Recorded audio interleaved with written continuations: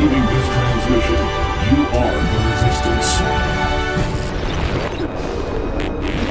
There are, of course, those who do not want us to speak.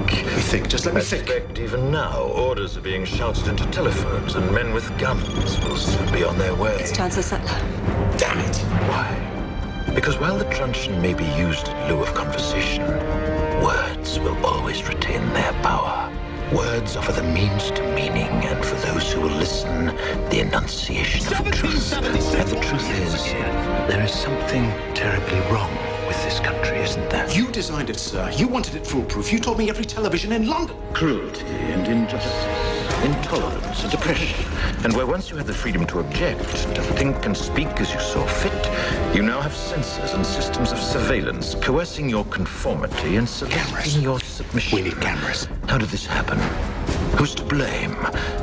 Well, certainly there are those who are more responsible than others, and they will be held accountable.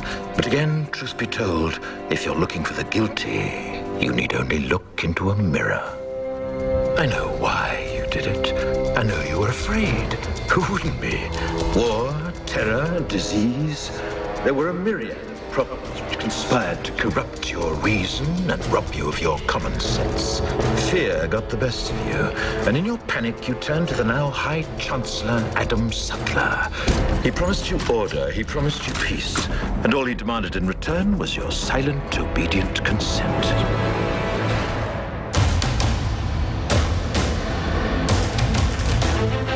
There is a war. It's happening now. It will decide the fate of humanity. The time to choose sides has come. We are the Resistance. We are the Info War.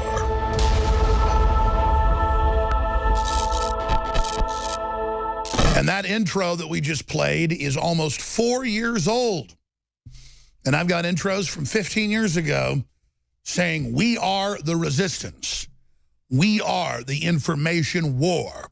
We're going to identify the authoritarian system of globalism. We're going to speak out against it. We're going to raise the alarm as modern-day Paul Revere's across the globe, and we are going to reinstitute the free market, capitalist, nation-state system of renaissance, prosperity, and the long march to the stars. The long, glorious, pioneer march to the stars and unlocking the secrets of the universe. And the globalists, they don't want that. They think they've already got the secrets. They've already got their AI. They want to wall us off from the future. But ladies and gentlemen, that's not going to happen. And now these enemies of progress, these enemies of freedom, these enemies of America, these enemies of Western civilization and Christianity that are in control of our governments are saying everyone that wants freedom is a Russian agent, because we couldn't think for ourselves. We couldn't vote against Hillary. There it is, drudgereport.com. Media Matters. That's George Soros, the Nazi collaborator. Drudge infected America with Russian propaganda. And I guess he infected it with the New York Times, the Washington Post, and CNN. He links to everything. But there it is. And they track how he linked to Interfax, ITAR, TASS, and Pravda. And he linked to the Japanese and Chinese and Mexican news, too. And he linked to all their reports. Just like he links to the Media Matters report right there. I guess he's infecting us with Media Matters. Look at that. He's infecting us. He infected us with David Brock and George Soros. No, he didn't. He covered the full spectrum of the news, just like we do. But see, it's never going to end. We're all Russian agents. Oh, and Mueller's closing in now. Oh, but it turns out Clapper now goes on CNN and reverses all his previous lies and says, we did spy on Trump. We did spy on Manafort. We did spy on Trump Tower. We did, because he knows the president's in power now and is able to bring that info out through the intelligence committees, through the proper channels, and you guys are a pack of criminals.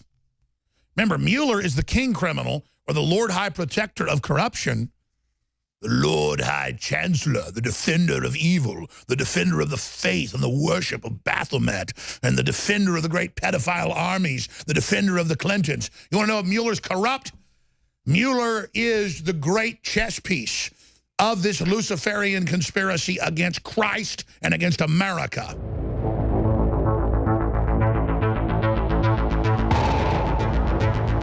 In the councils of government, we must guard against the acquisition of unwarranted influence, whether sought or unsought, by the military-industrial complex.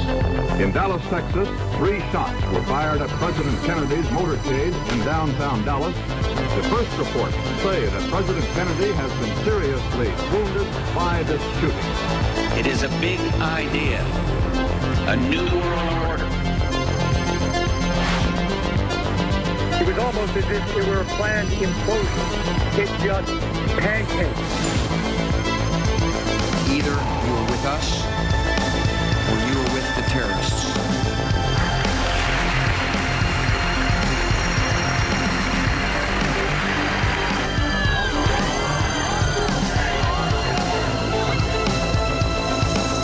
But I also believe that a lot of gun owners would agree that AK-47s belong in the hands of soldiers, not in the hands of criminals. Guns will be taken. No one will be able to be armed. We're going to take all the weapons. For many of the police and guard troops, it is an uncomfortable job to do this in an American city. Is global governance at last? Is it one world, the central bankers in charge? Aren't we all just living and dying for what the central banks do? 1776 will commence again if you try to take our firearms. Do you understand? Live from the Infowars.com studios, it's Alex Jones. Ladies and gentlemen, thank you for joining us on this worldwide broadcast. We're going to be here for the next 4 hours live. Mark Dice and many other amazing researchers are going to be joining us. But the big breaking news right now on this worldwide Thursday transmission is that Clapper now admits that Trump, quote, could have been wiretapped during the Manafort surveillance. And that's what Trump's always said. Trump Tower, his campaign head, his staff, and now we know they had foreign surveillance warrants and they had the Justice Department doing it separately, at least 3 different ones that they parallel constructed. And what they do is they have massive surveillance on everything. They're reportedly giving access to a whole chain of high-level Democratic operatives. The Podestas and others could just dial into all the files, listen to people's phone calls, listen to all the recordings, go into whole databases of emails.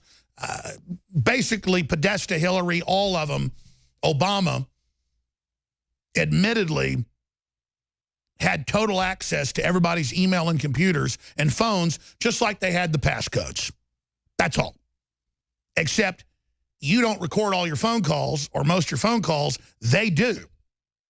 It's just like when you call up the department store and they say, this may be monitored for quality assurance, or you call up the phone company, it's the same thing. It's all recorded, and they've got heads-up, high-tech computer displays, and they can go in and go to somebody's name. They can hit another button, see all your relationships, everybody you know, who they know, and they can just go in with one of those warrants. It's a blanket warrant to everything.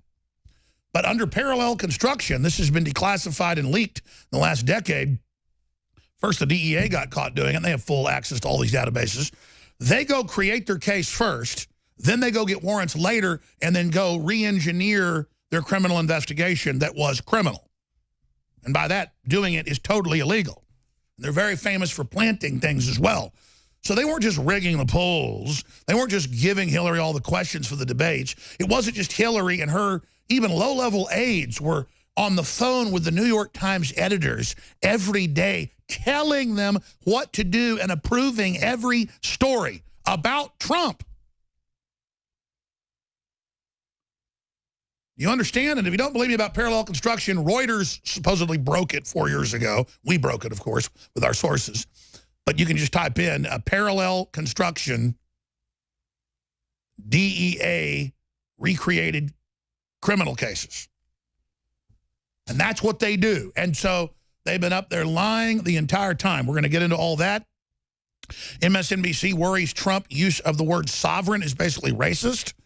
That's globalism. That's why they're going to use this whole race narrative that if you have a nation, have a religion, have any type of freedom, well, you're a racist. That's the game the globalists are playing. Because they've already exploited the third world. So now they're just going to go, oh, if you're Asian or Hispanic or black or Arabic, whites are the devil, and we're going to politically destroy them. But it's a bunch of old, weird, robber baron white people captaining it and quarterbacking it. It's ridiculously obvious. Now, continuing. We're going to get into Trump saying that Rand Paul is, quote, a negative force when it comes to fixing health care. No, Mr. President. Rand Paul is extremely informed and extremely professional and extremely honorable, and it's John McCain that said he'd vote for that repeal bill that was pretty good a few weeks ago, a month ago, and then he had to run off for his brain tumor surgery, and then he came back. Once he was the victim, he could then turn on all of his constituents and vote against the repeal of Obamacare. So it's John McCain. The new bill we've got is a screw job, and Rand Paul breaks it down. We have his breakdowns at Infowars.com. Is it better than Obamacare? Yeah, it's like, do you want to be shot by a .22 in the foot? Or do you want to be shot with a 12 gauge with double-aught buck in the chest? Well, I don't want to be shot with a .22 in the foot, and I don't want to be shot with buckshot in the chest. But if I got to take one, I'll take the .22 long rifle to the foot. And so Rand Paul's completely right. And I get Trump is a pragmatist and just wants to get rid of Obamacare because it's designed to bankrupt the economy. It's designed to not just bring down health care, but with Cloward and Piven strategies, according to Ezekiel Emanuel on Fox News and Pocahontas, Senator Warren, they've all, should I play the clips again? From 4 years ago and a year ago and 2 weeks ago, Pocahontas came back out and said, yeah, we plan to bankrupt the economy with Obamacare and reorganize it and have a single payer, but run by private corporations, massive screw job. So that's coming up. I'm going to go into detail on that. And there's just so much more. There's some good comedy with Lawrence O'Donnell, who's such a contentious, arrogant, conceited, entitled brat. The only other person that oozed more fake gravitas and more puffery and sycophantic fop behavior was that Pele guy that finally got removed from 60 Minutes because he was just an arrogant idiot in a suit going, Hillary never fell down. You just made that up. And Cernovich goes, well, yes, she did, and she was really sick. Well, the campaign said it was pneumonia. The campaign said it was pneumonia. And Cernovich goes, we don't believe Hillary. She's a liar. And they left it in 60 Minutes. He was the producer of that, too, thinking, well, I'm in the big suit acting all puffy. How dare you say the moon is round? How dare you say the ocean is wet and the sky is blue? We say Hillary's an angel, a goddess. Remember those CNN videos where they have her glowing and turn the iris up all the way with her wearing a white Princess Leia outfit being praised by a bunch of women? And they went, she's a goddess. No, she's an old, evil, demonic woman with a trail of destruction and death and everything else behind them. We don't care if you have her glow like some goddess come down from heaven. If you're up in your attic or something and saw something like that, you'd be sure you'd seen the devil. The devil masquerades as an angel of light. Well, there ain't much masquerading there. Looks like Pennywise meets the church lady. And then we're getting into this huge news. And this is so important because I've seen this happen. I saw them open up or call for opening up a criminal investigation of myself, Drudge, Breitbart. And that's pretty much it. Claiming we're directed by the Russians and get money from the Russians. And I noticed, and I'm not complaining, that the minute that happened, Drudge went from linking to us like once a week or something to like once a month, which is fine. Drudge could never link to me again. I love him. He's awesome. He's great. Trailblazer. Done so much for independent media in America and the world. That's fine. But I can put two and two together. They opened up in Congress saying we're criminally investigating Alex Jones and Drudge and all these groups. We've opened up this espionage deal. Of course, it's totally made up. And then you hear the Federal Elections Commission go, yeah, we want a criminal investigation of Alex Jones and Matt Drudge and Breitbart. And Drudge is linking to the New York Times, the Washington Post, everybody more than he links to me or WorldNet Daily or whatever. You could say Drudge is now working for Media Matters. Of course, he's not. He's linking to George Soros's fiction publication, Media Matters, run by the discredited David Brock.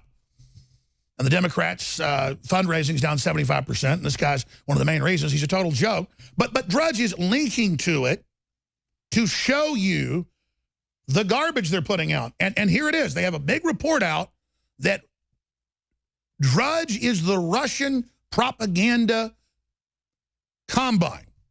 How Matt Drudge became the pipeline for Russia propaganda. Because, oh my gosh, look, he linked, oh my gosh, to Russian news, and he sent massive traffic there. Well, of course he did.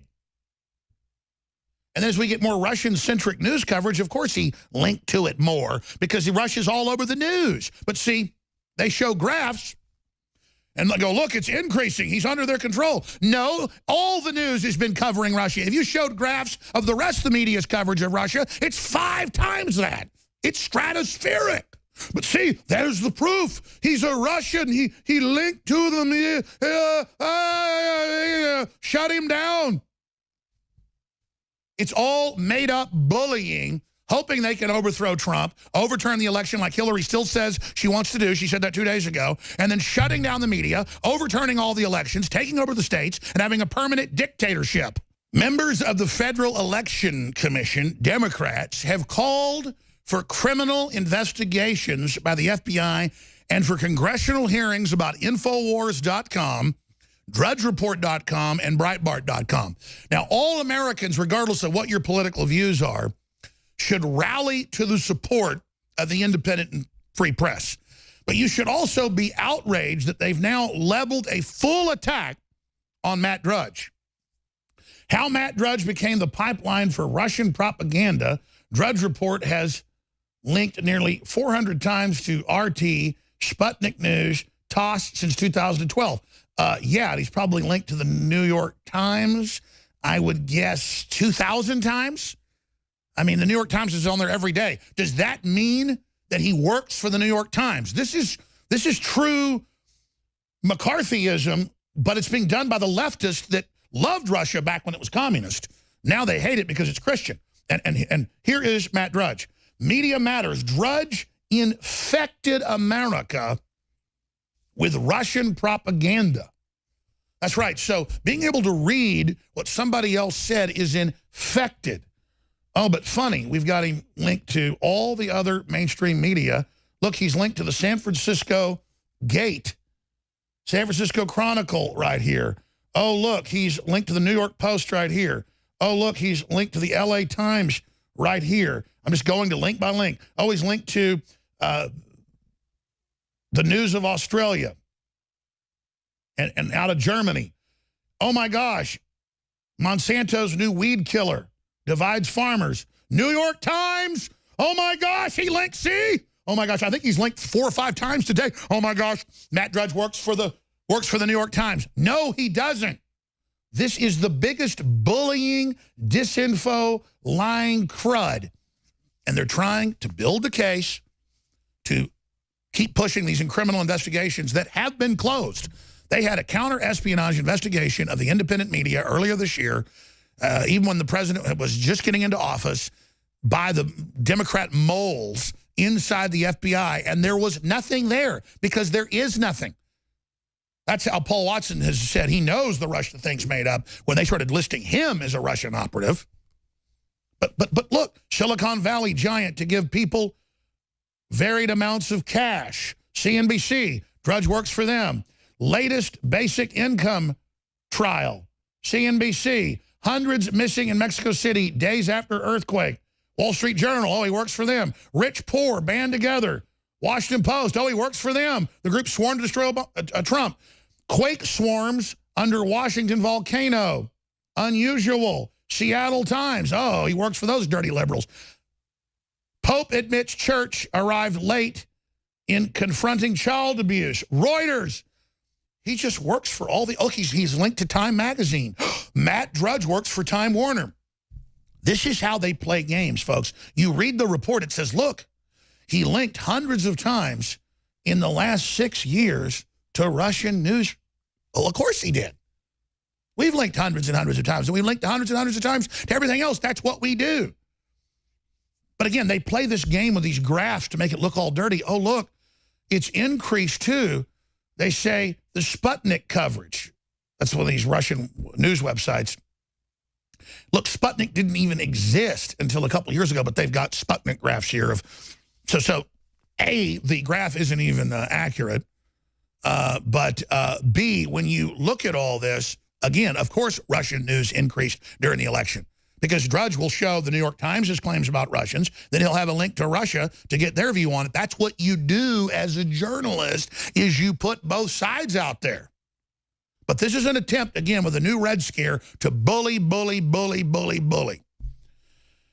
And if they're able to get Trump and then have new elections, which Hillary said 2 days ago they want, they are never going to let this country go back to being free again. They're going to have staged elections just like Venezuela. And it is incredible that we sit here with these dangerous, anti-American, authoritarian dirtbags who've told their victims, their zombie supporters, to go out and beat up conservatives, to beat up libertarians, to beat up Christians, to beat up people at prayer vigils who are black, white, Hispanic, Asian, you name it, to beat up transsexuals that are Trump supporters, to just be vicious, horrible, nasty scum run by a war criminal Nazi collaborator. What a disgusting group of dangerous filth Media Matters is. And again, does Drudge work for him? He just linked to him. No, he's exposing their fraud. We'll be back. It is Thursday, the 21st day of September 2017. Hard to believe soon 2017 will be gone as well. You can put it up on screen if you want, guys. A little joke Photoshop somebody did online of myself, Trump, and Vladimir Putin all riding together on the same horse, shirtless.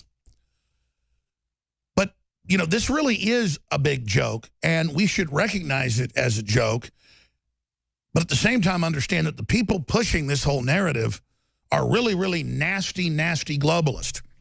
And it was Matt, one of the producers, that just pointed out, if you just joined us, that the Democrat Party funded, Hillary Clinton, John Podesta directed, George Soros funded Media Matters has called for criminal investigations of myself for working with Russia, and they've had members of the Federal Elections Commission and members of Congress, and they've had hearings. We've played those. And let me tell you, when you're sitting there watching C-SPAN and they're having Armed Service Committee hearings just saying, and Alex Jones, who works for Russia, and Alex Jones, who gets paid by Russia, yeah, I get paid by our listeners funding our operation. It's insane.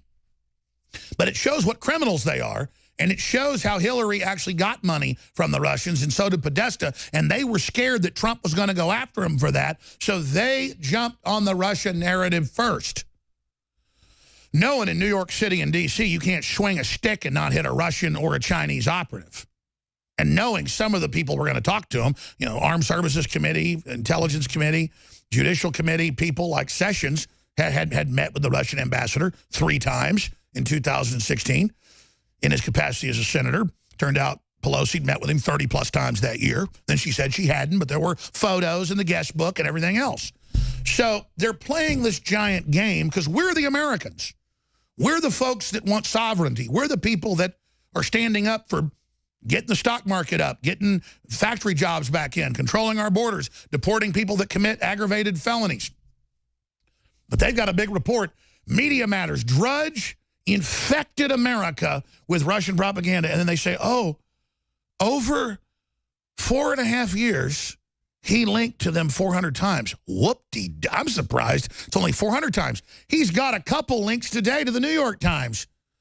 In fact, you could actually argue, hey, Drudge, you're the biggest website in the world. Why are you sending all the traffic to the Washington Post and the New York Times and all the establishment guys? Well, you want to hear what they're saying. I'm not criticizing that. But they all know full well thousands of times he's linked to the New York Times compared to 400 to Russian news. And why wouldn't you link to the English Russian news when they've got wildfires or earthquakes or Ukraine news or political stuff to get multiple sides? You go to CNN, you get their view. You go to the Washington Post, you get their view. You go to Drudge Report, you get the whole thing. There's like 60, 70 articles there today. Same thing with Infowars.com or Newswars.com. You go there. In fact, my own listeners go, why are you linked to the New York Times or the Washington Post? Or why'd you link to Hillary saying something evil and putting out her propaganda? I want you to hear what the witch said. Lawrence O'Donnell is blowing up in this new video from behind the scenes during breaks because they let a conservative say something he didn't like that made too much sense. He wanted it edited down where it didn't make sense. That's what they do. He's like, what'd you do? That made too much sense. Now I've got to respond to it. You're supposed to edit it to not make any sense. Just like they did with Megyn Kelly. But people saw that it was just incoherent gibbering and jump cuts, and it wasn't what I said. They take things I said 10 minutes, 30 minutes apart from 8 hours of interviews and just weld them together, and we released, obviously, excerpts of audio showing the fraud. Our videos exposing her had more views than her show on NBC. Just our YouTubes and Facebooks. Again, they're a husk. They're a joke. They're over. What are they going to do? Do they thank Drudge? Sending them the majority of their traffic at the New York Times is from Matt Drudge? The Washington Post? No. They all write articles about how evil Drudge is and how he's a Russian. Oh, here's all your traffic. Oh, screw you, Russian. Just a month ago, Federal Elections Commission member, Democrat, wants criminal investigation. They already had one. There was nothing there. They already had an FBI counter-espionage investigation. Look at this. This is dangerous. But what did Matt point out? He goes, Alex, he goes, you notice they're demonizing Trump on CNN, MSNBC, ABC News, breathlessly, that he kept saying nationalism, nationalism. Nation states are for their people, not to an international combine. We should all work together internationally. We should have global trade, but not globalism that transfers the power to unelected systems like the TPP. Folks, just a year ago, they wouldn't let members of Congress see the TPP. Then there was a big enough hue and cry in the last months of the election, they would let senior members go in a room without their cell phones to read one piece of paper at a time of over 10,000 pages. That's how you conquer a nation, with a bunch of bureaucratic takeover, not armies. We'd fight armies. But if it's waves of children coming in and the UN and refugees and global government and loving and it's helpful and, you know, virtue signal, you're a white supremacist if you don't turn yourself over to world government, if you don't accept Obamacare written by the Republicans. And so he pointed out, MSNBC worries Trump uses the word sovereign as a racist dog whistle. They said it was over the top, a loving, focused, good speech about free market and capitalism and brotherhood of humankind and all of this. And they're like, oh, did you hear it? Oh, the code words. The code words, like our government doesn't have one-sided tariffs where all the jobs go to China, where there's slave factories, so Apple can make billions more a day. I mean, Apple's making billions a day or so. Every couple days they make $1 billion. They got suicide factories. But it's okay because it's like, we're Apple, we're liberal. We said you were white supremacists. Shut up about our death factories. Shut up about 18-hour workdays, forced drugging, robots we tried to bring in to replace people, didn't work. Shut up. We've got hippie beards and act non-threatening. When behind the scenes, they're psycho demons. Clearly they got rid of Jobs because he wouldn't play games against the American people. Jobs said, don't let your kids have iPads. Don't let your kids watch TV. It's ruining their brains. Oh, here's some weaponized cancer, brother. So these people mean business, okay? They mean business. And, oh, look, they've got Drudge's hat, his little classic straw hat fedora, and they've got it red, white, and blue, the Russian colors. But even when they lie, they tell the truth because Drudge is red, white, and blue. And this isn't some gesticulation or exercise in kissing the butt of Matt Drudge. It's a fact that if they can bring him down, they can bring us all down. And they're trying to sell this idea and bully him with the congressional hearings and everything, where they go and Drudge amplifies Alex Jones and InfoWars. And we've got criminal investigations going. And then Drudge goes from linking to us every couple days to once a month, which is fine because our listeners are pushing record traffic to Infowars.com and Newswars.com, and we understand that Drudge is under attack, and God knows what's happened to him behind the scenes. He gave us the only exclusive interview he's given in like 2 years. He did one other little 10-minute one, but in the last 2 years, we've gotten the main interview. There's been 2 interviews. We got it. I love it. I'm not one of these people where somebody helps expand what we're doing 500% and does a great job and is a stalwart, and then for whatever reason doesn't link to us as much. That's fine. But I know this Media Matters is going, Matt Drudge, you better not link to Alex Jones. You better not link to Alex Jones. You better not link to Breitbart. You better not link to anybody else. You better leave all the libertarian and patriot sites alone. And this is all part of the isolating Trump and isolating Drudge and isolating InfoWars, where they admit, oh, we've banned Breitbart and InfoWars from Trump because Breitbart and InfoWars, CNN reported 4 months ago, say that there was warrantless wiretapping of Trump Tower against Manafort. And, of course, now you learn months later we were absolutely 110% on target and correct. That's why they don't want the president looking at DrudgeReport.com, because he saw the InfoWars article. Let's just say I've talked to people very close to the president about it. They saw the InfoWars story, and they are just horrified because the president then went and pardoned him. They don't want him exercising executive authority. They don't want that, just like they don't want... If they can't keep Drudge from the president, we'll just keep InfoWars from Drudge, see? And people could say, well, you know, why is Drudge giving into that pressure? I'm not even sure that's the case, but clearly I think that's 2 + 2 = 4. The point is that this is how they're going to win, and everyone knows that. Drudge starts linking 2 or 3 times even more to mainstream news than he was, and the mouth of George Soros and Hillary says, we want to arrest you and shut you down. We think we've bullied you. Whether it's true or not, we think we've bullied you, so now we're going to rub your face in the mud while we piss on your back. Excuse the French. And that's it. And that's how this works.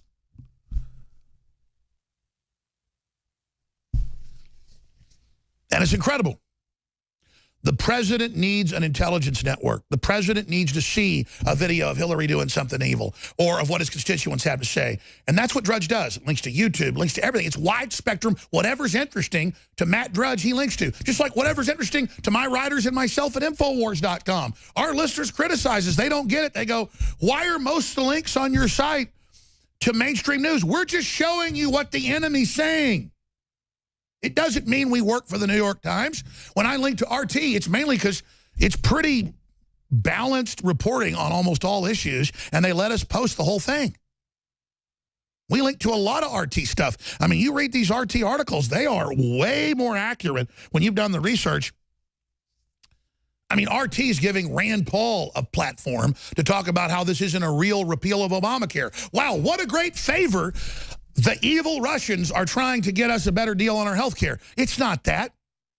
Russia's been under oligarchs. Russia's been under elites. Russia's been under the very same robber barons. They understand it, and they're Christian now, and they're nationalistic now, and they're anti-radical Islam now, and they really want to dig out of this, and they want America to dig out of it with them. And that's why the globalists are so pissed, and that is the Russian relationship. They just had a big Al-Qaeda ISIS offensive, their last-ditch battle of the bulge against Syrian and Russian forces and U.S. forces. And so Big Bear bombers just bombed and killed 850-plus ISIS Al-Qaeda fighters today. That's what the Russians are doing, is bombing radical jihadists right now with heavy bombers. That's what they're doing, turning back Al-Qaeda offensives that kill every Christian they get their filthy, dirty, maggot hands on. Meanwhile, the West is so sold out to radical Islam, from Germany to England to the U.S., if you criticize ISIS in your own blog, the dean threatens to suspend you or does suspend you. The government protects ISIS. They bring ISIS fighters back to Europe and give them better welfare than the general public gets. That's in the news. I've got stacks here where they're banning more outdoor beer festivals because the Muslims will attack them. They're attacking women that walk dogs, screaming dogs are unclean. The answer is don't wear short mini skirts and don't walk dogs. Do what the Muslims want. Bend over to them. From Germany to Malaysia, they are banning their annual beer festivals because the Muslims will come up and blow your butt up or stab your ass because they're so tolerant. Let's go back to the article. There it is, Infowars.com, directly linked to the Malaysian news by Adon Salazar. Annual beer festival canned following protest from Islamicists. But let's go back to that clip I just mentioned. Video, MSNBC, Steve Watson article, newswars.com. MSNBC worries Trump use of the word sovereign is a dog whistle. That's right, even saying we have a country is evil. Here it is. Did you hear a buzzword or a dog whistle in his repeated use of that? Back it up again. They use this consensus garbage. Well, they have these panels of people with the king of fake news, the god of fake news, the poster boy of fake news, the very essence of fake news, the man caught putting out hundreds of fabricated reports claiming he is a combat vet shot down by rocket-propelled grenade in Iraq. Brian Williams back from under a rock, crawling directly out of Hillary Clinton's rear end on the kitchen table, telling you having a country is evil. And then going to these ding-dongs he's got there to act all freaked out about it. Here it is. And sovereignty. Did you hear a buzzword or a dog whistle in his repeated use of that word? Yeah, we knew he was going to talk a little bit about that because they had given us a little bit of a preview, no words or anything. But so we were sort of expecting this theme, but it was just way more. It was just over the top. It was, you know, it caused me to go back through and count how many times. And so he used that word sovereign or sovereignty 21 times. Wow. It was definitely the word. I mean, everyone. What does that mean? Everyone. You know, everybody wants to blame Israel for everything. But Israel's liberals, conservatives, Christians, Jews, a lot of folks live over there. The point is, I've been neutral in Israel because it's a politically correct subject that's just fraught with mental illness. But when Israel got the documents in WikiLeaks that George Soros does plan to overthrow the U.S. and overthrow Israel and actually purge people, Israel finally went, okay, you're a criminal, and okay, you're trying to overthrow the U.S. And now we actually have parts of the Israel lobby turning against Hollywood and the leftist lobby and turning against all those crazy self-hating Jews and other people in Hollywood and in D.C. And there is a civil war really going on inside the Israel lobby to a great extent. And like the cavalry, here comes Netanyahu over here actually, supporting what Trump's doing. And that's being done out of self-preservation. The globalists are going to overthrow everything. They're coming for everybody. And they're going to turn loose on us a bunch of Muslims that kill each other and can't live in peace and can't even wipe their asses, okay, with toilet paper. I'm sorry, it's true. Excuse me. I'm not trying to be like this, but I'm really angry right now. And so, again, all the BS you've heard on the internet, all the anti-Israel stuff, why do you wonder they try to beat you over the head everywhere from conservative angles, and why white supremacists hate me so much and always claim I work for Israel? It's because they've been funded by Soros and Southern Poverty Law Center. It's come out to a group, the white supremacists are there to make nationalists and conservatives look bad, so there's not a big tent for everybody to come and have a big free world of free market. They've been caught red-handed, folks. And that's why they're so upset and don't know what to do now. Because Jews in America are now waking up to this completely, and that is a powerful lobby and on average a wealthy group of people. And to have that whole group now against the globalist is just absolutely devastating. And because they got the documents.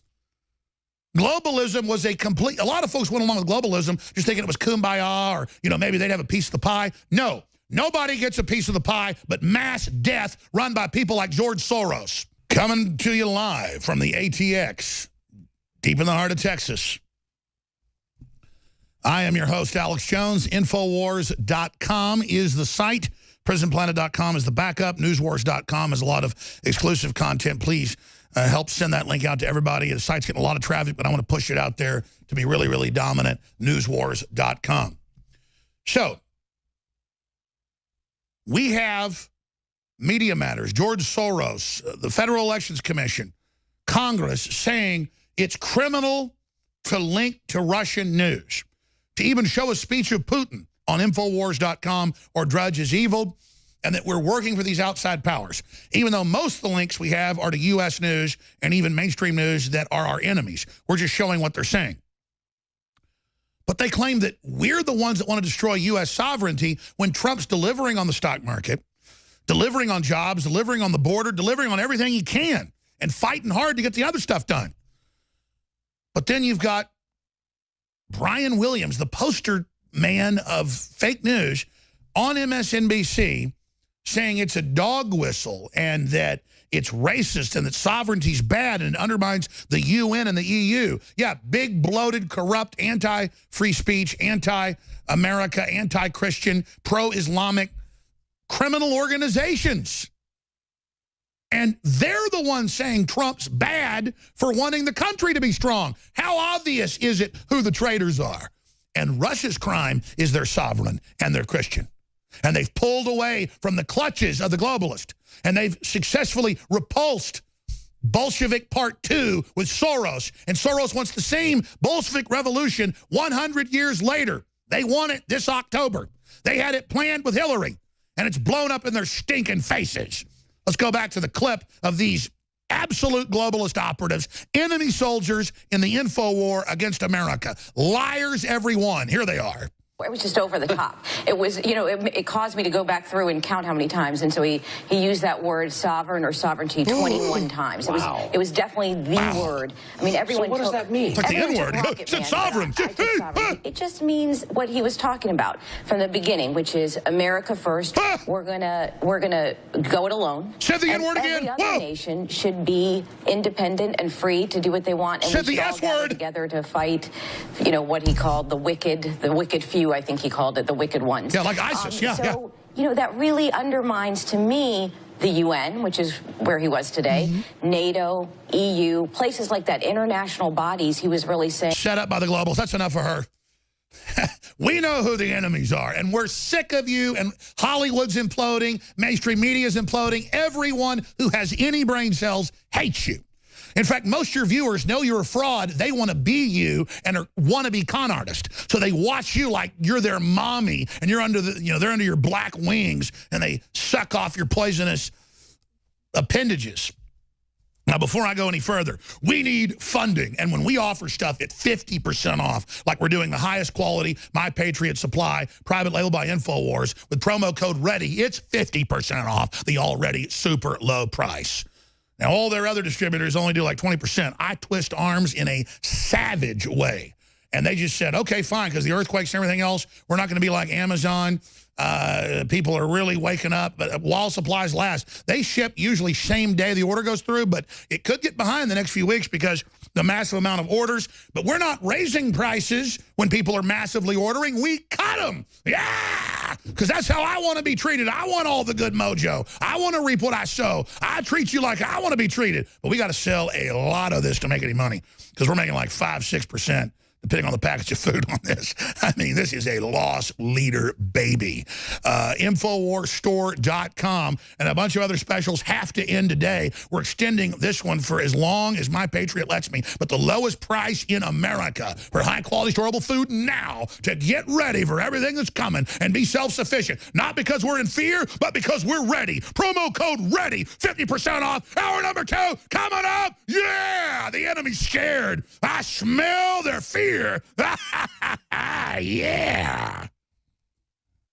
Darren McBreen put out a meme on Real Alex Jones yesterday that a lot of folks retweeted that shows what the average trendy looks like when you go out to one of these anti-Trump or just pro-Democrat rallies. White men are terrorists. And then you can't tell if the person's male or female. I'm not making fun of them. This is what they've done to us in this culture. What kind of man do you trust with the future of the United States? This man or woman or person, or this fella right over here? And that's really what this comes down to, ladies and gentlemen.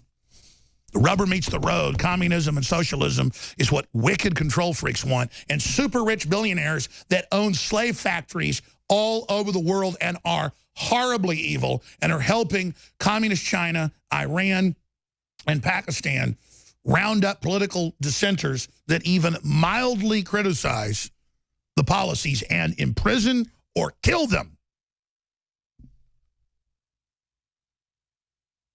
And it just goes on and on and on.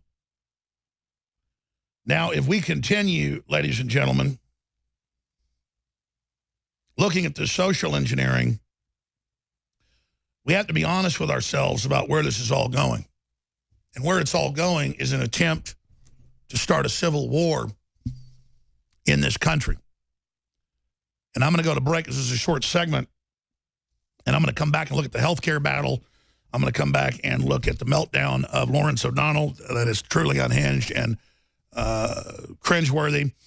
And we're also going to look at Jimmy Kimmel threatens to assault Fox News host, which, again, goes towards all this hyping up of violence.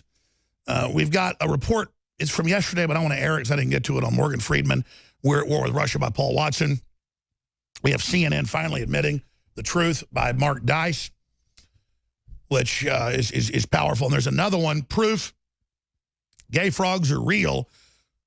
Dew took clips of me talking about it and then interspersed it with news articles and PBS documentaries admitting that the majority of the frogs in most areas in the United States are now gay.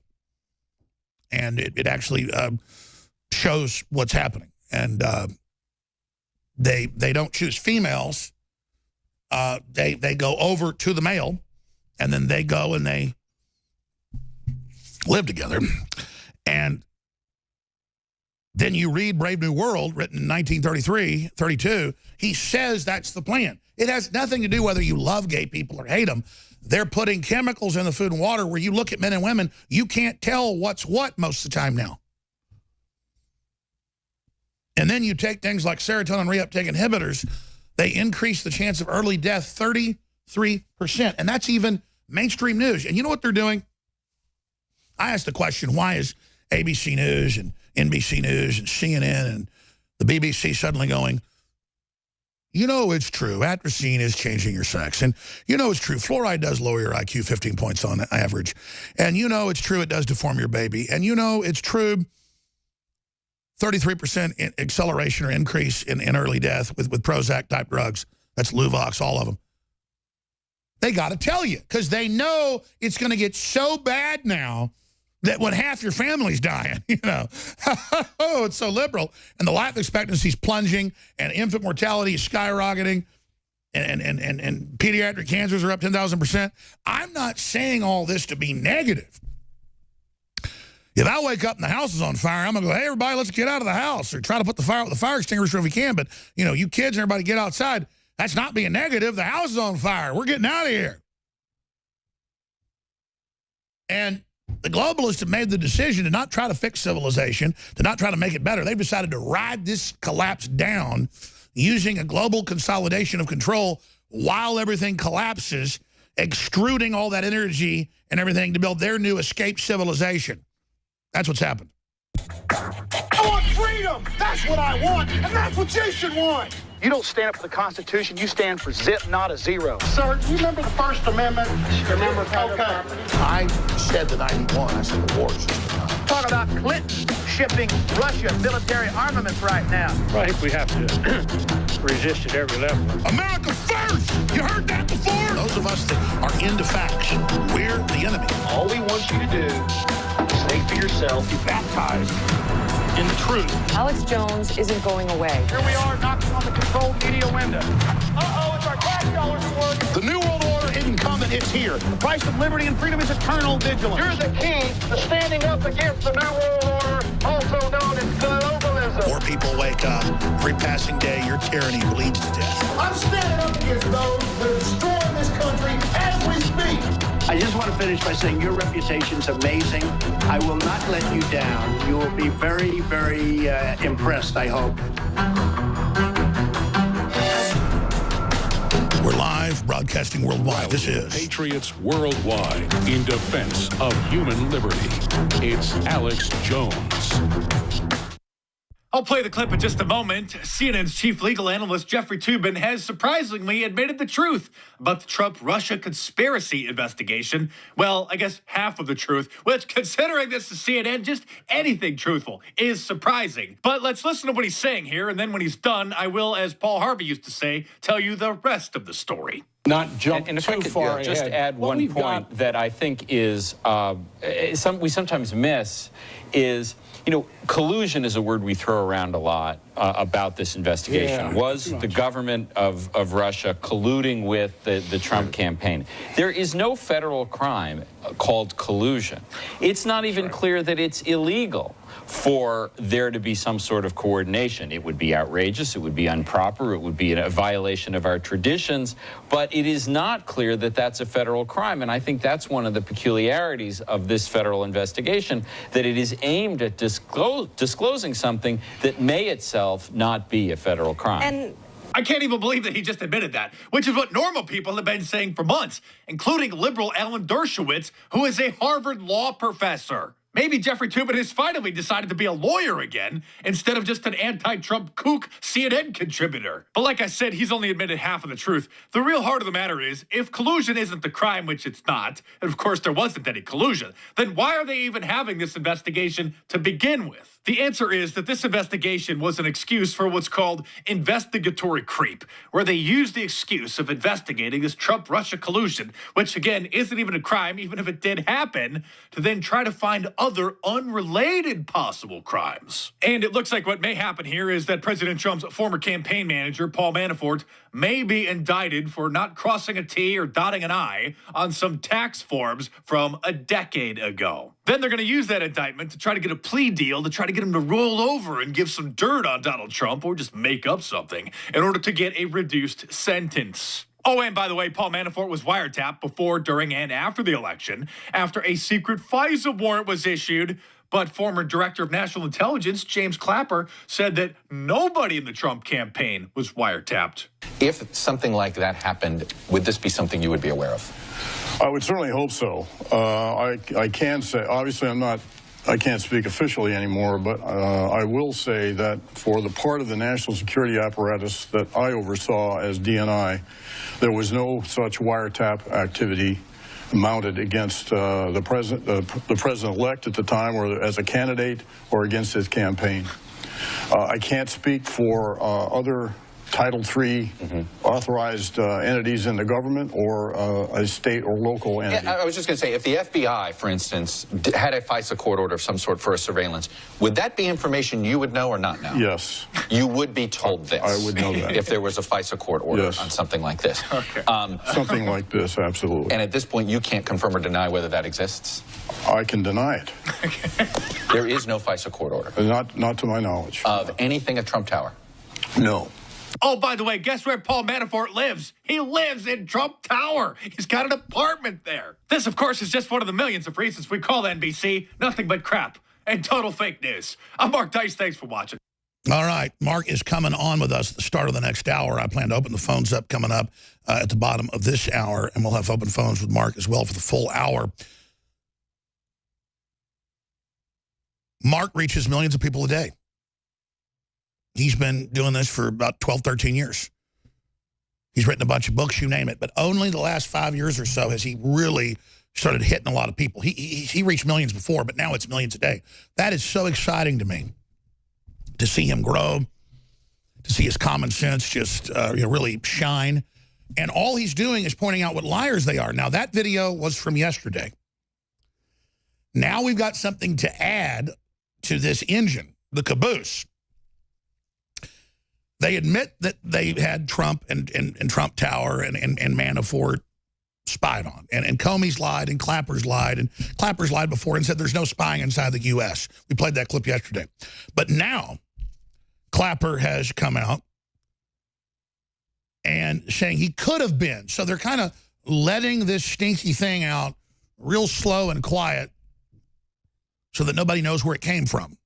Kind of like everybody's sitting there in church and nobody knows where the flatulence came from. But Clapper's been denying any of this is going on. Now he knows they're getting caught, so he's just kind of like, let me kind of let this slip out so nobody knows who did it.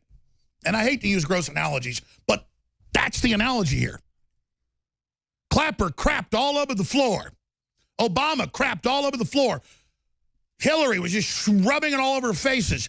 They were on television during the campaign, and when the president was president-elect, saying that they were wiretapping him. That's why they knew they were Russians. But then there's nothing really there. They just wanted to put that out to sound credible. Trump points out that's illegal. Trump points out it's illegal to leak the information. So they all then perjure themselves to Congress and say they didn't, but now Trump's the president, just like Conway said a few months ago. They're like, how do you know Trump was spied on? She goes, he's the president now. And he's gotten access to it. Now I can't get into it. It's classified. They went, oh, sure. Sure you do, toots. Well, we don't need the fact that they admitted it previously because they're such liars. Who knows? It's now in the documents, and they've now been forced to admit it. Galactic level. Galactic level fall on their face. Not just because they've been proven to be congenital liars again with all the late-night comics reading off teleprompters and, you know, all the rest of their garbage. But it's illegal what they did, both leaking it and the way they did it for political purposes. It's incredible. And now they say, we're going after Manafort for 10-year-old tax returns. Not that he didn't pay the money. This is directly from Manafort's lawyers. But that he didn't fill out a federal form on time. His CPA did it a year later. And I can't tell you, we got CPAs, you name it, but how many times you get a call from the CPA, oh, we forgot to file this, come do this. Nobody's ever gone to jail for that, but that's all they've got. SWAT team raids, pointing machine guns at him and his family to try to intimidate him. What a group of lawless scum. And Mueller is the Lord High Chancellor. And he would be the Lord High Executioner over America. He covered up the Clinton crimes. He covered up the Bush garbage and the globalist and took Islamicists off the terror watch list where you couldn't even have an investigation of Muslims, period. I mean, you look at Mueller, he is a disgraceful person. But what's even more disgraceful is them holding him up like he's this holy man, just like that degenerate pedophile Pope and his deputy Pope caught kidnapping 100 kids and buggering them. It's the same thing. It's just a rotten nest of sick freaks who wear suits and ties. Well, so did Ted Bundy, and so did John Wayne Gacy. So here's the rest of the story, backing up what Dice was just saying. It's like backing up, again, the sky's blue or the sun's yellow or birds fly in the air. As you can argue, some don't, like ostriches. The point is that this is now out. And it's big. And this is what we've been behind the scenes hammering Trump with, because this is how he can take out all these unconstitutional enemies, all these traitors, all these liars, all these people that have done what they say he's done. They're the ones selling us out to the communist Chinese and to Saudi Arabia and to the EU and to Russia. All of them are up to their eyeballs in Russian collusion, including Clapper and Brennan and Islamic collusion. And that's why they're pointing and going, he's a Russian, because that's the least group involved. They don't want to blame all their friends, all their buddies in the Chi-Com operation, so they blame their joint enemy, the Russians. Let's go to the clip. I say that the fact that Manafort was wiretapped proves that the president was right to accuse the former president of wiretapping him, and you were wrong. What's your response? Well, I stand on that statement that you just replayed, and I cannot comment on the media reporting, which is all we have, about a FISA warrant allegedly lodged against Mr. Manafort. I can't comment on that. I will simply reiterate what I said in March, and I stand on that. Yeah, and that there is, as far as Trump Tower being wiretapped, according to the president, you say what? I stand on what I said on the 5th of March on Meet the Press, as you just replayed it. Okay. So did you know, and I hate to keep, just for clarity, because there's been a lot of reporting on this, right? And people on you know, especially those supporters of the president are saying, oh, here's proof. So did you know about a FISA warrant against Paul Manafort at the time? I did not. You did not. Okay. And again, I have to say, only. And actually commenting on, you know, FISAs are classified. And so, you know, even if I knew something about it, I couldn't, and I don't. And I will just conclude by saying I stand on what I said on the 5th of March. Is it possible the president was picked up in a conversation with Paul Manafort? It's certainly conceivable. Yeah, Is it likely? I can't say. See, so now they're trying to let it out without being involved in perjury. Ladies and gentlemen, we're back live. And Adon Salazar, I was just refreshing Infowars.com, and I noticed Adon Salazar's article, and right as I was reading it, he walks in and he goes, "Boss, you missed the whole point in your Matt Drudge rant last hour." So I guess I've got to amend it, because I was only clicking on the top link that was a link to Media Matters, making the joke that Media Matters, run by George Soros and David Brock, says that if Matt Drudge ever links to any Russian news, he works for the Russians. But then I didn't even notice that the links under it are links to Interfax, iTartas, and Pravda, which, again, are connected very, very closely to the Russian news agency. You can go ahead and scroll down. There it is right there. Or just go right to drudgereport.com, and I can show TV viewers what I'm talking about that way. But that's the craziness of them trying to tell him, we want criminal investigations of you, which is what the Democrats have called for, because you link to Russia. I mean, are we in a free country or not? And quite frankly, a lot of the stuff I link to out of RT is leftist. I don't like it. Because everybody wants to prove to the globalists they're nice, and it's all this pro-government reporting a lot of times, like trying to... I know for a fact behind the scenes they've threatened to pull the RT license and threatened RT years ago not to have me on. RT doesn't have that big an audience in the U.S. Most of the time I won't even go on with RT. Or British television. I refuse BBC all the time. Japanese, Iranian television. I just don't have time to do it. They had me doing it every day. But I don't work for the Brazilians. I don't work for the Japanese. I don't work for the Russians. But I tell you this, I'm not a guy that pulls stunts, but I do want to see Israel. And I do want to see Russia. And I think I'm going to plan a trip very, very soon, a 2-week trip, where I'm going to go for a week to Israel, as everybody says I work for Israel, when I've been very, very fair on both sides of the issue. And they also say I work for Russia, and it's a canard. But I guess losers out there can't believe somebody else is successful on their own. Well, our audience knows that, and that's why we are successful. They support us. They spread the word. They see through the propaganda. But, man, I tell you, it is insulting to hear that we get our money or our information from the Russians. Hillary finally started getting this right the last few months. She stopped saying that we get it from the Russians. Now she says they get it from me. And now you're telling the truth, lady. And I'm not bragging, but let's get down to brass tacks. The entire America reboot was our audience and our guest and the InfoWars operation promoting Americana and comparing it to globalism and saying, which do you want? That's the big choice.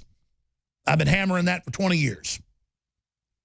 I didn't invent Americana. I just said, man, it's a lot sexier. 57 Chevys in Marilyn Monroe and freedom and religious freedom and travel wherever you want and have low taxes and just prosperity, baby. That's a lot better than collectivism. So we rebooted Americana. And you did it as an audience. That's why I'm hated, because they know it's you. And we're just a focal point here in InfoWars. But we really should celebrate the fact that, yes, all over the world, from Japan to Russia, to Europe, to the UK, to Mexico, to Brazil, to South Africa, all over the world, they're huge listeners of InfoWars. Max Kaiser, working for RT, also for Al Jazeera. Doesn't mean he works for the Arabs either. And he's worked for the BBC. He's been all over the world, from Asia to Latin America to the Middle East. And he says they all run over. The number one thing is, we love Alex Jones. We want to meet Alex Jones. We love Alex Jones. I even have Muslims in shopping malls come over and shake my hand. And I realize most Muslims actually don't want to be under orthodox, suppressive Wahhabism. They actually want to come here and not be bullied. And they're not all bad. But the religious ones that actually believe it, they're dangerous. That believe they got to take over and dominate. And I used to try the whole carrot approach with Islam. Everybody knows that. I used to get accused of working for Muslims. Remember all that 10 years ago? Because I didn't want to blow up the whole Middle East. I knew it was part of a clash of civilizations. I read the white papers where it was meant to actually kick out the non-radicals, put the radicals in, and then flood Europe. I wanted to stop the globalist program. So again, I don't get my information from Russia. Russia gets their information from me. And I'm not bragging. It's a fact. They love Americana. They want to be free. They understand we sent the Bolsheviks over there. It isn't that they actually follow everything I say. They just already know what I'm saying is true. And it causes basically a affirmation to happen and for people to have solidarity. But, I mean, we've had top Putin advisors on talking about how InfoWars has changed Russia. InfoWars has changed their view. InfoWars has helped give them the big picture. They've helped give us the big picture. And all of us together, the UK. Nigel Farage has said on this show 3 times that UKIP exploded after InfoWars went into the UK. It's a fact. We're winning the war because of you, the listeners. Russian heavy bombers turned back a final last-ditch Al-Qaeda ISIS offensive as thousands of fighters attempted to exit the town they were held in and retake the nearby city. I'm going to be getting into that. Larry Nichols is joining us. I intend to open the phones up as well throughout this hour into the next when Mark Dice is going to be joining us with all of his great gravitas and wit. The toll-free number to join us is 800-259-9231, 800-259-9231. Some of the news that's up on Infowars.com and Newswars.com is extremely, extremely important. We're going to be going over a lot of that. We have the latest. Maxine Waters loses it at a funeral. We're going to be playing that video. She is completely out of her mind. MSNBC worries Trump's use of the word sovereign is racist. We have Brian Williams there presiding, the maestro of fraud, of fake news. I mean, the arrogance of the system. But they know they're already caught as a pack of liars. And that's a bellwether or a reverse canary in the coal mine that they just don't care. They know, they are fully aware of the fact that you know they're liars. And they're just trying to be disruptive forces in society. So we'll be getting into that report. We're also going to be looking at the latest as the Democrats have been forced to come out and admit that indeed they were spying on Trump associates and on Trump towers, something Trump already knows. He just won't release the classified information. That's a violation of the law. They're the ones that illegally spied and illegally released the disinformation. Meanwhile, Muhammad is now the top English baby name for a 5th year in a row in England. And by 2040, England will be majority Muslim, just with the Muslim birth rate. And you will convert or you will die. And the mayor is taking down pictures of women in swimming suits, saying that's not allowed. It violates Sharia. And he says get used to terror. And now from Germany to Malaysia, I have articles. They're banning beer festivals because Muslims don't like it. That's all up on newswars.com right now. And the prime minister, the so-called conservative prime minister, who no one stayed to listen to at the UN yesterday because she's so boring. That's how they sabotage conservatism, is they put another dead fish up there. She wears her little hijab and goes around London trying to get the Muslims to like her. The women are prisoners. Most of the men are prisoners. It's a tribal system where local Islamic leaders control everybody. It's a slave colony. That's why Muslims will vote how they're told to vote. We're bringing in cults into the United States and into Europe that are totally uncompatible. It's a fact. So that's all coming up. Briefly, before we go to Larry Nichols, I want to just tell listeners that I was going to end the 50% off on storable food. And again, we don't raise the price and then lower it and then say it's 50% off. It's 50% off the regular discounted price of the entire catalog of My Patriot Supply. But I'm contractually, through a loophole, that they wouldn't let me do it for a while, and then they're great folks. The old guy's back running it that was, so this was a real fight. We're able to do this for you again because Matt Redhawk's a great patriot and actually is willing to have this go out at almost a loss leader. He's got to have money to pay the crew and pay the taxes. But this is almost loss leader level. I don't know how long it can last, maybe a few days, maybe a week. 50% off the My Patriot Supply food under the label InfoWars Select at InfoWarsLife.com, InfoWarsStore.com, or 888-253-3139 with promo code READY. See, I'm not able to offer it, but 10% off normally contractually at MAP agreed pricing. People that are in retail know these terms. But with the promo code, I can do this. READY is the promo code. READY. 50% off. Their specialty meals, their bulk meals, the best packaging. It's in really nice plastic sealed totes and vacuum sealed packages inside. Last 25 years with all the sunspots and earthquakes and wars and rumors of wars and North Korea and Soros trying to cause a new Bolshevik revolution. The key is being self-sufficient. 90% of my energy spent trying to win the war against the globalist. 10% is getting a redoubt ready, food ready, solar panels, firearms, you name it. Because we're hoping for the best, we're preparing for the worst around here. Because we're up against some hardcore criminals. But it's insurance you can eat, unlike term or unlike a whole life or whatever, where who knows you'll ever get to use that life insurance. With food, take it with you camping. Give it away to the Salvation Army in 5 years if everything's okay. Eat it. Inflation's going up. You'll save money by getting the food now. InfoWarsStore.com or 888-253-3139. And when I tell you that, they're so good at My Patriot, it's a metric of the highest quality food for the best price. Because you can obviously pay 5 times more and get stuff that tastes like gourmet stuff out of a restaurant. This tastes good. Some of it tastes great. It's healthy. It lasts a long time. It's what I've chosen for my family. That's a metric of the most food for the best price. And at 50% off, you are not going to ever get food at a better price than that. The Sleep Aid, this special must end today. Knockout, 40% off from InfoWars Life. The entire Super Blue fluoride-free toothpaste, that special is going to end basically now. I've been so busy, I haven't come up with the new specials. Tim Frugier this morning, he's going on vacation for a week. He's like, Alex, you got to come up with the new specials because I'm the guy that does this.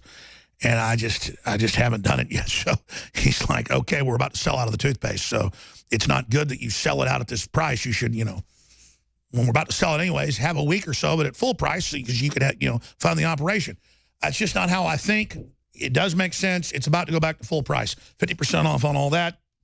Emmerich's Essentials, 50% off on those. Never done that before. Caveman, I'll be able to extend this in the next week. The other stuff is about to end. I've just got to, come up with the new specials. That is 50% off on the great bone broth formula, the best out there. Concentrated bone broth, the secrets in the bones with the turmeric, with the mushrooms, chaga mushrooms, with the bee pollen and more. It's amazing. In chocolate and strawberry flavor, 50% off right now, and so much more. InfoWars Life, InfoWars Store, InfoWarsStore.com, 888-253-3139. And your purchase makes it all possible. So we salute you and we thank you. And again, I appreciate all of your support. You are thumbing your nose at the globalists, but you're doing more. You're gouging their political eyeballs out. You are bashing their head into the concrete savagely. When you spread the word, when you spread a video, when you spread an article, you are standing against their censorship. You, with brute physical force, you are overriding their AI. You are smashing them. You are crushing them. Hillary just shakes calling me the dark art because she knows I don't care what she does to me. I'm so committed. It's absolute Valhalla. I'll just be honest with you. Just to run over these people spiritually with God filling our sails, just to absolutely be committed and to feel our will crushing their wills. It's easy to crush their will. It's so easy. How they tricked us into this position, I'll never understand. It's time to politically crush them. It's time to break with these bullies. It's time to let them know, and they know the spirit is rising. Now, speaking of bullies, I'm going to play this clip and then play a Schaefer clip and then go to Larry Nichols. This is Jimmy Kimmel threatening to assault Fox News because Kimmel goes, oh, you know, my son has a heart problem. He won't get health care. This system will wreck our health care. It's designed to wreck our health care. That's now admitted by Pocahontas and by Ezekiel Emanuel and everybody else, and Gruber said, thank God you're so dumb. Ha, ha, ha. It triples prices. I mean, this, and then they got Kimmel up there reading off a teleprompter. He probably believes Obamacare is really free and that, you know, money grows on trees and that that the tooth fairy is real. And so now he's threatening to assault someone. This is the culture. What they're being told to push is let's get aggressive. Let's hashtag hunt Republicans. Let's shoot Congressman Scalise. Let's engage in some firebomb throwing. Let's intimidate everybody. It's not intimidating us, scum. It's causing the opposite reaction, dumbass. Excuse me. Here's the clip. Politically charged Emmys may have been the lowest rate in history, but that's not stopping Hollywood elites like comedian Jimmy Kimmel for pushing their politics on the rest of the country. Watch. Thanks, Brian. That was Brian Kilmeade. And the reason I found this comment to be particularly annoying is because this is a guy, Brian Kilmeade, who whenever I see him, kisses my ass like a little boy meeting Batman. Oh, he's such a fan. I think he's been to the show. He follows me on Twitter. He had a blurb for his book, which I did. He calls my agent looking for projects.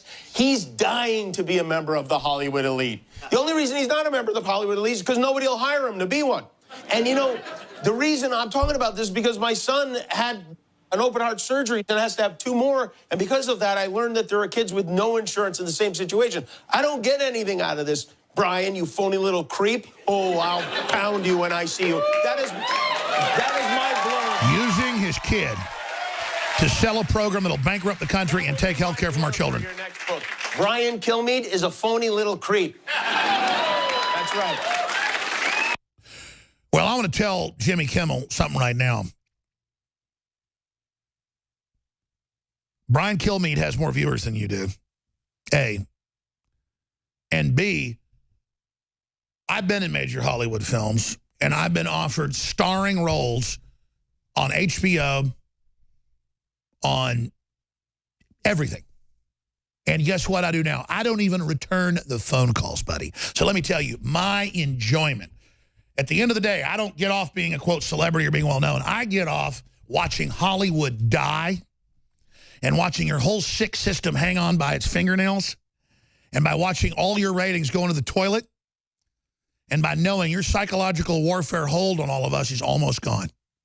You know, 20 years ago, getting put in movies I thought was cool. And it was a little bit fun. And you go with your family to the movie, and there you are in the movie. You know what my big pleasure is? My big pleasure is saying, I don't want that major supporting role in a science fiction movie. I don't want that major role in a Western. I don't want a major role in your political thriller. I'm going to go do a super cheesy B movie with a bunch of weirdos in Texas because it's funny. And then I'm going to sit there and put it on TV, and I'm going to laugh at it with my kids. It's fun. Kind of movies I'm in. Because you understand, turning down the big slick role and then going and doing a little underground thing, it's what rock and roll wishes it was. See, John Wayne was an actor and a patriot and a great guy, but he's still just an actor. But there is that real image of John Wayne that's the Americana, and I want that, you see. I want to never give in, never back down, never roll over. And I want him to put on my tombstone that he hammered their asses, that I took out the tyrants, that I ran over the scum, that I stood up against the pedophiles, not because I was some hero, but because my instincts were straight. I was lined up with God as my North Star. You couldn't keep me away from getting my hands around these people's necks politically. So Kimmel really's got a big one where he talks about his son and his heart surgery. Kimmel, I care about you and your son. And I hope you research how GMO in all rat species and in all rodent species and in all mammal species is linked to causing all sorts of heart valve defects. So that's where you start getting, is where the body kind of folds in during embryonic development. That's why you get hair lips. That's where that's why a lot of times hair lips are associated with heart defects as well, because the body's seaming up those little things. And if there's toxins, if there's GMO, if there's vaccines, if your wife took a vaccine during the first trimester, I've got the big studies, I covered them yesterday. Even CNN admits it, massive increase in heart valve defects. So Kimmel, why don't you tell people about the vaccines? I bet you don't know. The media will say, Jones makes fun of Kimmel's son and his heart defect. No, I care about your son and all the other kids that are getting the heart defects that are all way up, Kimmel. So why don't you stop beating up on one of the little candy asses over there at Fox News and stop using your son to talk about how you're going to kick people's asses to promote violence in America. How about that? How about you actually help some kids, buddy, instead of using your kid, instead of pimping your kid out there to push Obamacare that's designed to wreck health care. Now, maybe you don't know what you're doing, and that's okay. So we forgive you. Kimmel, good. Now, by the way, let me just say this. I don't want to go on Kimmel's show. I don't want to go on The Daily Show. I don't want to go on any of them. And we've had offers before to go on these shows. I'm not going. I piss on your. You're not real shows. You're frauds. You're crap. You're the enemy. You're cancer. Your grandma dying of a heart attack. Your grandpa with a brain tumor. Your failure. Your betrayal. Your anathema. You're a blaspheme. And you will fall. You're already falling right now. I'm sorry for your son. Did your wife take the vaccines? Been slurping that tap water? Why don't you find out why this is happening? Why don't you actually save other kids instead of using your kid to bring in socialism and globalist control for big fat cat corporations that want to make us buy overpriced health care? How about that? You ever seen my little kids on TV other than my son likes to go on? Have I used my 5-month-old daughter in Twitter and Facebook? But maybe I should because she's so cute. I love her, proud of her. Just stop it. Stop talking about how you want to do violence against somebody. I'm going to shut up and go to Larry Nichols. We'll put up his website as well. Larry, what's the latest? What's the big developments you've got unfolding in this world? Larry Nichols. Well, Alex, a lot's going on. A lot's going on behind the scenes. Robert Mueller is moving at breakneck speed now. As you know, during the hurricanes, which is always what they do. When everybody's looking at the hurricanes, paying attention to that, they're slipping around in the dark, and nobody sees them. He's now he has gone after documents in the White House. He's going after anything in the White House that has to do with Comey's firing. And talk about rogue. They're admitting this has never been done. It's the most aggressive thing. They're grabbing stuff that aren't even in search warrants. They're demanding everybody's communiques. I mean, Mueller is the Lord High Executioner. Absolutely. And folks, Alex, I'm telling you, it's written all over it. You can see it. They're coming after Trump with impeachment. They've got to impeach him. They've got to get him out. I agree, but let me bring this up. Mueller is so corrupt covering up for the Clintons, and Comey, is it the move to indict or start the indictment of Comey for leaking classified information and perjuring himself? Trump should just absolutely run over these people politically. I mean, Mueller is an arrogant sack of crap. Well, the problem that Trump has, as you know, other than this program and alternative media, he has no voice. And remember, y'all, this is what hurts. Still to this day, probably 95 to 98% of the people in this country of voting age get everything they think they need from the news in their 6 and 10 o'clock TV news. And if that's all you use, let me tell you, if you want 6 and 10 o'clock news, Alex, you realize in those local newscasts you get 4 to 7 minutes of national news. Larry, it's worse than that. It's worse than that. They had deactivated 80% of the public that never watches news, who weren't even voters, weren't even involved in the political process most of the time. They're now weaponizing all the entertainment shows, putting disinfo out in those. They're activating. First, they tried to turn the public off from politics. Now they're trying to activate the zombies. That's right.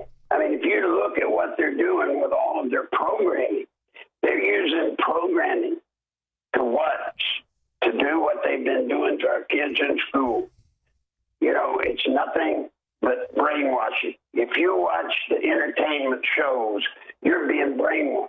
And I'm talking about the dramas, the comedies. No, I totally agree with you, but how big is it? Why are they now coming out and admitting that Trump Tower was spied on, that Trump was spied on Manafort? Because they're getting ready to try to use the phony contacts they got through those phone calls. They're about to use the wiretapping they said didn't exist. That's right. They have to declare it because they're going to use it. They're going to use illegally obtained wiretaps to impeach President Trump. Look, we talked about it before, but Alex, it's getting serious. As you're pointing out, what you're saying right now is 100% the truth. 100%. They're all in. Guys, it's everything for them. They win, or as far as they're concerned, they lose, and it's over. They're playing every chip they got, every move they got, down to, my God, you would think the entertainment industry, just like you were talking about, you would think the entertainment industry would sit back and say, golly gee, you know, the Emmys, the programming we're doing is losing viewers left and right. They don't care because they plan a total overthrow. I mean, you're right. Their whole posture is total overthrow. We're not backing down. They're going to try to overthrow the political realignment, bring in a Venezuelan control arm, have fake elections here on out. And how do we know that? They've said it in their elite publications, like Atlantic Monthly. And you saw Hillary 2 days ago say she still plans to overturn the election. That's right. Look, all it's going to take is Mueller, through his fake grand jury, to bring impeachment to the House of Representatives. And they know that the Republicans in the House are a bunch of cowards. Are cowards, you bet. They're cowards, and the leadership, they're traitors. Now, that's why we've got a plan, the only plan that I see viable. There's nothing, Alex, you and I can do to stop Mueller from impeaching Trump. Nothing. But here's what we can do.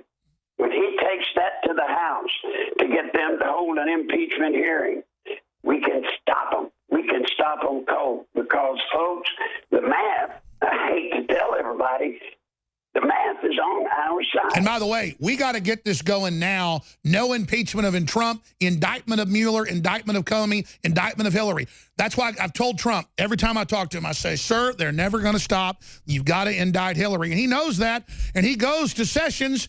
And I know you know Sessions, and I'm going to leave it at that. Sessions has been a good guy. What is his problem?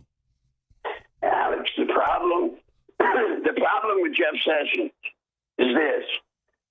He turns around, he doesn't do the prosecuting himself. And when he turns around and hands to his people below him... They all refuse to do what he says. They're all, because he's stuck between the Bush and the Clinton and the Obama. You're right. He's got 3 to 4 administrations of bad people in there. He's totally surrounded. He's surrounded. The same thing happens with Trump. You know, Trump's trying to do the agenda he set forth in his campaign. But he turns around, and who's stabbing him in the back? Not the Democrats. You're doing the crap. By the way, anybody that's ever run even a small company or a medium company knows even when you have good people, it's hard to get them all going in the same direction. Imagine tens of thousands of people that are political operatives and D.C. scum who hate you and think you're about to be gone. They are all lockstep in mutiny. So what do we, the people, do? All right. First off, I want to make a statement, if I may, to the Republicans. To every Republican in the House of Representatives, I make this pledge to you today, right here with Alex Jones. I will use the information that I have on every one of you, and I will destroy every one of you. There is, the problem, Alex, with Republicans is they're conservative, supposedly. They're moral, supposedly. They're Christians, supposedly. And most of them, they put sex ops on them. Most of them are cheating on their wives. And worse, cheating on their wives. I know who their girlfriends are or boyfriends. I know who their illegitimate babies are. I know which ones are alcoholics, which ones are druggies, even what their drugs of preference are. So here's the promise, Republicans. Very soon, you're going to receive thousands of phone calls in your state office and your national office, federal office in Washington. And it's going to be people reading the script telling you that you must stop the impeachment of President Trump. They all know it's a bogus case. Everyone knows it. And if they don't, I pledge right here on the word that I gave Bill Clinton in 1990, I'll destroy you. And I don't mean just keep them from being elected. And all of us give that pledge. And you did tell them underneath that overpass down there by the river where they buried the bodies. I damn sure did. And I'm telling them all, if you don't believe I'll do it, you better dial 1-800-BILL and Hillary Clinton and ask them. But let me throw this out right now. Exactly you are 100% correct. You've been saying it for 8 months. They're going to cook it up. They never found any Russia, so now it's going to be taxes or this or that. An I didn't dot, a T didn't cross. And they now admit that. And they're and as dirty as Mueller and as dirty as Comey are with all their criminal cover-ups, Hillary doesn't get in trouble. None of them do. It's Trump with made-up crap. You're right. We can't wait to get on this impeachment once it starts. We've got to be hammering them now. Every day, hammer, hammer, hammer. You're not going to overturn our election. You're not going to, just like a jury can veto a judge or whatever, we have got to have the American people know we voted Trump in, not the Russians, and we're vetoing Mueller, and we're vetoing all these traitors. They say he's evil for saying America first at the UN. They're obviously the enemies. Good Lord. That's why they're pissed, is because we have an American president. And it doesn't mean he's perfect, but he's not out to get the country, and that's why they hate him. And Robert Mueller, don't believe that I haven't been able to acquire a whole bunch of dirt on you, buddy. Now, I know, Alex, I know they're going to destroy me, which is fine. Fine. And by the way, this isn't Alex Jones, this is me. But I swear to God, before God Almighty, I will not let y'all destroy this country. Now, hold on, Larry. Let's come back in 70 seconds. We'll take some phone calls as well. All right, we got Kevin. Wants to talk about artificial intelligence. George wants to talk about local level involvement. Jesse wants to talk about geoengineering. Melissa, I kind of got behind here, but I'm going to be getting to your calls. Melissa wants to talk about vaccines. But all of these agendas that are going on out there orbit around the fact that if we get our country back under the control of our own government and not special interest, then we can fix all those problems. But Larry, you've seen the arrogance of Hillary thinking she was going to win, and her now saying on 3 different programs they plan to overturn the election. I hope the cowardly Republicans know, if they just read the Financial Times or the COG article out of Atlantic Monthly, their plan, or Foreign Affairs or Public Affairs, they've all 4 written articles saying the same thing. COG, bring government under a civil emergency under COG, have this shadow government then administer the new election, and then we never have a real election again. And they said all the Republicans that were in the last election will be removed and will be under a new election. And that's why Obama signed that executive order federalizing elections that all 50 attorney generals, including Democrats, said no to. I mean, this isn't as plain as the nose on your face, Larry. They've stated their battle plan. Absolutely, but again, remember, this is what I've got to convince your audience, Alex. We have the math on our side, and Republican congressmen, you better hear this. You don't have a base of support. Donald Trump has a base. The only elections Republicans have won since Ronald Reagan was the lesser of 2 evils. President Trump owns the Republican Party in this upcoming primary. And we will pick 2 to half a dozen Republicans in the next 3 weeks, maybe 4. And Alex, we're going to burn them. We're going to burn them hard. I feel sorry for them in a way. They deserve it. We're going to prove that you can. No, you're right. I mean, listen. Ryan's hanging on by his fingernails, but we've got to pick some mid-level ones that have been cowardly and burn them. Yes. So the others understand. You fear Soros? You better fear us, you little creatures. That's right. Alex says right now, listening to this program today, the number of people that will listen to this broadcast today far exceeds, Alex, the numbers in the paid organization called Antifa. They have to be paid to do what they're doing. This audience does it for love of country and love of God.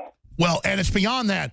We're going to be conquered, dominated. People now are really starting to fight hard because they realize this is serious. It's here. Everything we've warned of, everything we tried to stop. But notice, right as they're about to crest and take over, Trump stands up, all this other stuff happens. God's given us a chance right now. Absolutely. Every day, Alex, I'll hear from people that get hold of me. And people tell me, people I would have never dreamed would come from them. They tell me they have turned off their televisions. Some of them have said they've thrown them out of their homes. And they listen to this network, yours. That's all they listen to. Millions of people have awoken to the degree that they've thrown the damn televisions out of the house. And the next move is just have them run for office, have them call Congress, have them do YouTube videos, and we will overwhelm the enemy. This is a total fight for our lives. LarryNichols.news, LarryNichols.news. A lot of great information there. Larry, thank you so much. We'll talk to you again soon. There goes Larry Nichols. Thank you, sir. Now I know, folks, Larry's awesome, and I'd forgotten I had him on. I got so wound up, I didn't even look at my call list there. Nichols live at AOL.com if you want to support him. His new book's out, Larry Nichols live. But before I go any further here, I just get behind. I open the phones up, and then I get another guest on, and then I don't get to your calls. But he's coming up, and it's Mark Dice. We're going to talk to him, and then we'll take your calls. But it'll be a nice grab bag of interesting questions that are kind of wild card for Mark Dice straight ahead. Infowars.com, newswars.com. Please spread those sites. Ladies and gentlemen, we're back live, broadcasting worldwide. And for the rest of the hour, Mark Dice is joining us. In fact, the last 20 minutes, because I've got a family issue to attend to, he is going to be hosting. And then coming up in the fourth hour, we are going to have John Rappaport of NoMoreFakeNews.com, always informative. So much news and information to cover. But wow, Mark Dice has been, I don't know, doing media stuff for at least 12, 13 years. He's got a degree in radio, television, film, and he's a media analyst, and he has millions of viewers a day. It's so exciting just to see, he's always been successful, publishing books and reaching millions of people on YouTube. Then they would ban his YouTube channel, and we would support him when that was happening. So we've been through this censorship a long time together, and then famously he'd call talk radio shows and bring up Bohemian Grove and things like that. But now he really has hit his stride and is doing masterworks of real news, exposing fake news, and his trolling and his memes and just everything he does is just amazing. So it's so good to have him here with us for the hour. Mark, obviously I've got a lot of issues to cover and a lot of questions I have for you, but where do you want to start first? I mean, they're saying Matt Drudge is a Russian agent. They're saying Trump's racist because he talked about sovereignty. Brian Williams is back on TV, even though he's the king of fake news. You've got Kimmel saying he wants to beat people up. They're trying to invoke assault on folks. I mean, we're in the middle of like a culture war, a civil war. What would you call this time and space we're in, A? And B, how is team sanity, team common sense? I wouldn't even call us conservatives. Just team free market, team reality. How is team reality doing? I mean, we're on the verge of an Orwellian nightmare where people are being disconnected from the truth, so they don't even know which way is up. I've been doing this so long that I remember back in the day when Jimmy Kimmel was actually a comedian, and now obviously he's just a liberal propagandist. And we're seeing this strange attack against traditional or independent small media outlets, small YouTube channels, rising big news outlets like yourself, because there's no coincidence that right after the election, they launched this attack on the media, of course, blaming fake news and the Russian conspiracy. And this is coincidentally, or not coincidentally rather, coinciding with the rise of social media personalities, new independent companies using the social media technology, because Facebook transitioned from a social networking company into a news company when they introduced their trending topics. Now they suggest which stories they think people would be interested in, as opposed to people just sharing what they want to with their friends. And YouTube transitioned from a place to post funny cat videos or little clips of, Charlie biting his brother's finger, if you may recall that viral video, to companies like you and personalities like me who are now dominating the mainstream media. And it's not only just us, it's thousands of smaller channels. And so we're seeing some new censorship rolling out. They're trying to remove the financial incentives of people like me on YouTube, demonetizing virtually every one of our channels, every one of our videos. Their censorship is so specific now, Alex, that many people don't know this, but when someone uploads a video to YouTube, it's automatically transcribed, and you can actually go and see the transcript. So their AI transcribes what is said in the video. And so now, if you just talk about certain things in the video, it's automatically, most of my videos now are demonetized as soon as I upload them. They're done processing, immediately demonetized, before any titles, before any tags, before any descriptions. So it used to be that if you were to, title a video something having to do with terrorism or police, or have some descriptions in there about with some keywords that they felt were sensitive or violence or sexual content, they would automatically demonetize it. But now it is off of what is actually said in the videos based off of their transcripts. It's getting very scary because we're seeing them trying to remove websites, alternative to Twitter, Gab, a social media network. I know you just had their CEO, Andrew Torba, on earlier this week. This is a very scary time, and that's why it's not time to sit back and relax. We have to really triple our efforts, because we may be in the last few months or years of the free internet that we've all, or that many of us have grown up with.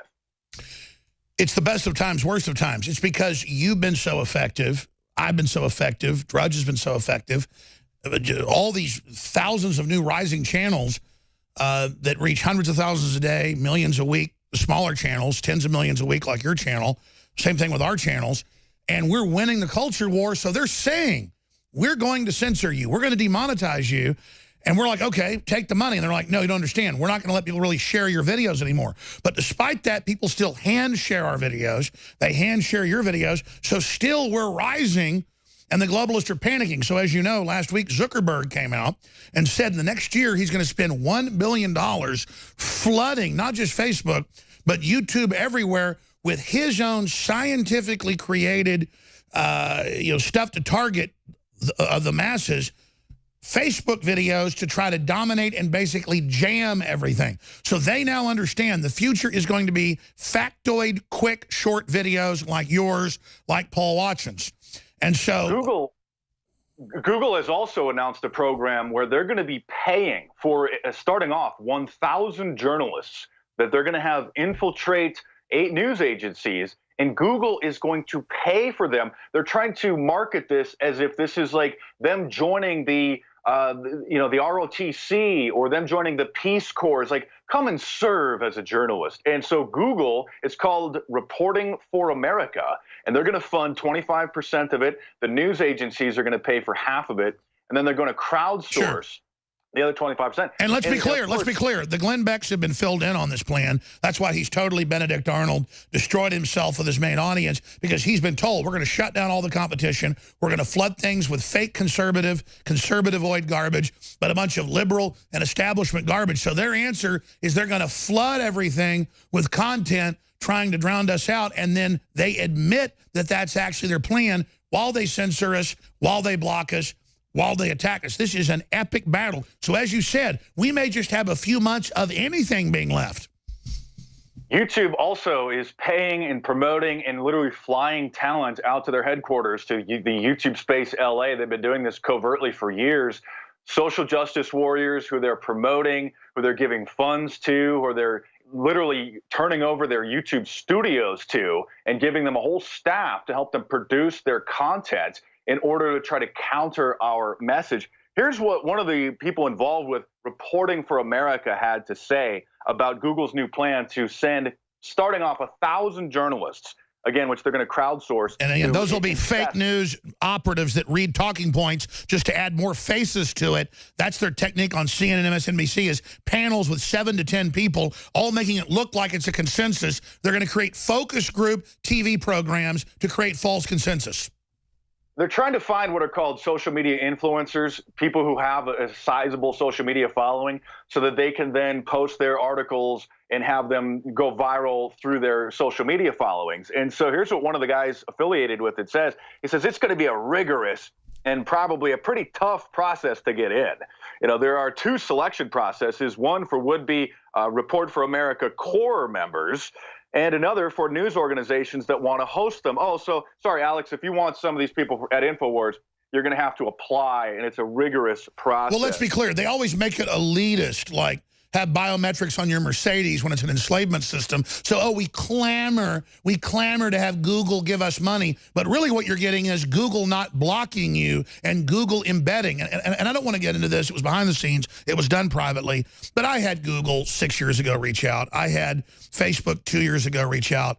And they just said, look, just stop and we'll fly to New York. It was all just like out of a movie, though. Just be a little more friendly, and we're not going to block you, or we're not going to block you. And then suddenly my videos were all getting 2 million, and then for like a month they go, oh, you're not being very friendly, and it's right back down to 100,000. And they weren't making me get the millions of views. They were unblocking me and letting me have my own success. So that's how this works, is they literally just influence peddle. I mean, they go on to say here that, well, the reporters will need to persuade us that they have both the skills and the character, a commitment to public service. They're doing a public service now to have an impact quality. And what they're moving to is not YouTube, but YouTube and Facebook all have their own people. Everybody else is kicked off, and only folks that are doing the service of the SJW can be on. Those are the ones that are going to be promoted, obviously, because a lot of people don't know this, but people who have Facebook fan pages, which is what all public figures have, or any band or any brand on Facebook, I mean, they limit the distribution unless you actually pay them to publish and distribute your post. And I think it's, I mean, to reach everyone that subscribes to my page, I think it's about $5,000 for one single post. So they don't want our information to be seen. So it's going to be this handheld, small group of social justice warrior chosen people to be promoted.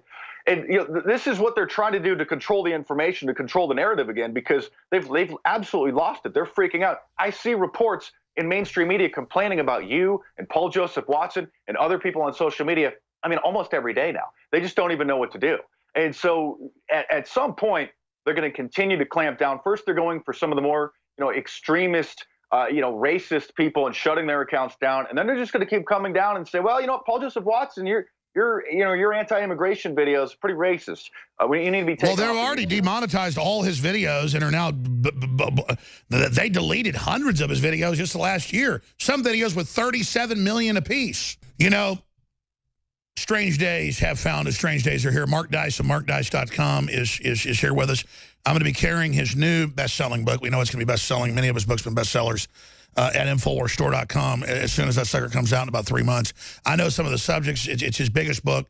Can't wait to see that, especially now that his audience is so huge. That makes me sleep better at night, folks, knowing that Paul Watson's huge and he's huge and there's a lot of other big people now, because it's scary to be the one guy that's big. But getting back to Mark Dice, I watched him drinking coffee during the break, and it was the Jay Leno show back when he was hosting. Jay Leno, I know for a fact, would have kept the show. He had higher ratings. The ratings dropped massively when he left. He would not just attack conservatives every night. He's not even a conservative. He's more like a libertarian. I know people that know him well. He's a listener of the show. He's a patriot. And Jay Leno would not play ball, and so he's gone. That's why they have these complete hacks now. And it's weird. There's this paradox where they've got all these HBO shows, Showtime shows. I won't talk about myself, but I have to. They have all these programs where they have Comedy Central shows where the person says they're me, says racist things, and then I don't get to respond because they go, oh, it's just comedy, while they censor me in the real world and try to shut me up, Mark Dice. Leno was pushed out when he was #1 for over 20 years, which doesn't make any sense in terms of the television business. You don't push somebody out when they are #1, when they've been #1, when there's no indication. I mean, I know people that know him. He's even kind of said it. He said he's not going to sit there and divide America and be a big jerk. Well, he was the first late-night comedian to pull the gloves off and start going after Obama. And if you recall, I mean, everybody was really soft. Even the jokes about Obama They were very light. They weren't even, jabs at him. They were just sort of jokes about him, the administration, all to make him look like a good guy. And then after, I don't remember exactly what point it was, but after the hope and change started wearing off and turned into, regret and despair, Leno took the gloves off. And I remember, because I was a big Leno fan, when he started making very, very serious jokes. He started tearing Obama up, and they fired him. They got rid of him. And, the comedians are propagandists. I mean, I think it was Time Magazine or Newsweek even dubbed what they're calling the John Oliver effect, in that John Oliver's audience is a politically active group, and that John Oliver uses his platform, obviously, not just as comedy, which I guess you could call it comedy to some, but as a political activist organization. And so they actually are calling his, a political agenda the John Oliver effect, because he's having such a powerful effect on various legislation and on our culture. That's why this is a culture war. That's why I'm excited in a couple months, to promote the new book. It's going to be so good, and that's why I'm so glad to see InfoWars grow from such a, from a basic operation to what it is now, because it's so crucial that we counter this propaganda that they're putting out on a daily basis. I don't know what they're going to do, because they're losing so many viewers. Nobody's watching the NFL anymore. Nobody's watching these award shows. I was about to say, the NFL has record low viewers. All of them are imploding because we're sick of being beat over the head with SJW. Where do you in your gut see all this ending? I think it's just going to turn into more of a Huxleyan circus, where I think they're going to just start basically bribing people with lottery-type winnings to watch shows, sort of like you do on your local radio shows. The 10th caller gets free tickets to, go to such and such a concert. I think they're going to just start offering people money, or they're going to have to offer people chances to come and hang out with your favorite celebrity. Oh, come and hang out with Jimmy Kimmel. Just watch the show and, text in, and you're going to be chosen. I'm not sure what they're going to do, because their audiences have dwindled. They made a slight comeback, the liberal cable news channels, since the election. Before the election season, back in like 2014, they could barely get 150,000 viewers. Sure, and that dead cat bounce is now wearing off. But they also have this UN phenomenon where the globalists control all the money and then have these big robot factories where they're going to, quote, give everybody free money, a basic monthly income. But to do that, you've got to sign on to the government's SJW agenda. Just like, oh, you'll have a YouTube site and we'll pay you now. We're demonetizing everybody else for real success. No one gets money unless you prescribe to our code of ethics. Yeah, they'll start banning people, just like Patreon, a sort of an alternative funding mechanism for content creators, the YouTubers, banned Lauren Southern, just a conservative YouTuber, because they just didn't like what she was doing. She violated their terms of service. That's why relying on this technology is quite dangerous. It is the best of times. It is the worst of times. It's a double-edged sword, because it's amazing what we're able to do, but at the same time, at any point, they can completely cut us off, shut us off. And let's go further. Clearly, they say that they're this combine, they're this utility, so everybody can be there, but then they discriminate against us. But now, banning Gab, kicking them off Google platforms for apps, foreign governments kicking them off just because they're a truly open place for people to talk. I mean, it's next level with Google and Facebook and Twitter, Mark, as you know, supporting government platforms, supporting Saudi Arabia and Iran, giving them the intel at Twitter on blasphemers of Islam to kill them. It shows they're ready to climb in bed with any authoritarianism as fast as they can jump in that dirty bed. We'll be back. All right, Mark Dice is taking over for 5 minutes in the next hour. Then John Rappaport's going to be hosting the full fourth hour. Before I go any further, I had one other clip I wanted to play for Mark Dice, but we were just talking during the break about how crazy this is. And I remember back when Kim.com was in the news, and he was saying, oh, Hillary's Christmas presents are coming. Oh, it's over for you. Assange is going to release the mother load. And then I was talking to all these journalists. I mean, Assange was doing London Guardian interviews, Fox News interviews, New York Times interviews back then. And then they acted like Roger Stone trying to talk to him was proof that he was a Russian agent, as if there's proof that Assange is. It was just so many degrees of baloney. And I remember talking to, I'm not going to name the reporters, but talking to Stone at the RNC and even other events before that, and going, here, let me meet with this New York Times reporter. She talked to Assange today, and he was obsessed with Assange. Hey, I'm trying to, a Guardian reporter that I know is going to be going in next week, and maybe he's going to get my question into her. Into him. That's the Russia investigation on Roger Stone that he tried to talk to Julian Assange. Everybody was. I mean, we sent him probably 50 emails asking him to come on. Does that mean I'm a Russian agent? How come the New York Times could interview Julian Assange, but if I tried to, Mark Dice, I'm a Russian agent? I think this is one of their final steps in trying to shut us down. It's first they accused us of being all a bunch of alt-right white supremacists. That totally didn't work, backfired. I got several reports to issue retractions after they defamed me, accusing me of that. Then they call us all a bunch of Russian agents. Doesn't really work. Then they try to demonetize our channels. We're still going. Then they try to just get us shut down for terms of service violations. Now we're seeing other alternative decentralized systems popping up. The Streisand effect is working. It's just bringing more attention to our cause. So then they go for, I mean, really one step beyond just assassinations, and that is to try to just sue people or get them to be investigated criminally, which is, I mean, it could be $50,000 a month just to defend a basic lawsuit, just to get a lawsuit thrown out. So, I mean, it could be $5,000. It's just outrageous. And so they know that they can bankrupt people. You know, I just read a report that Roger Stone had accumulated $500,000 in legal fees, or is expecting to. And so it looks like this is one of their, I mean, most vicious and desperate attacks to try to shut us down. I mean, it's quite outrageous. Call us names all you want to, even if it's defamatory. It doesn't really have that big of a damage against us because our audience knows the truth.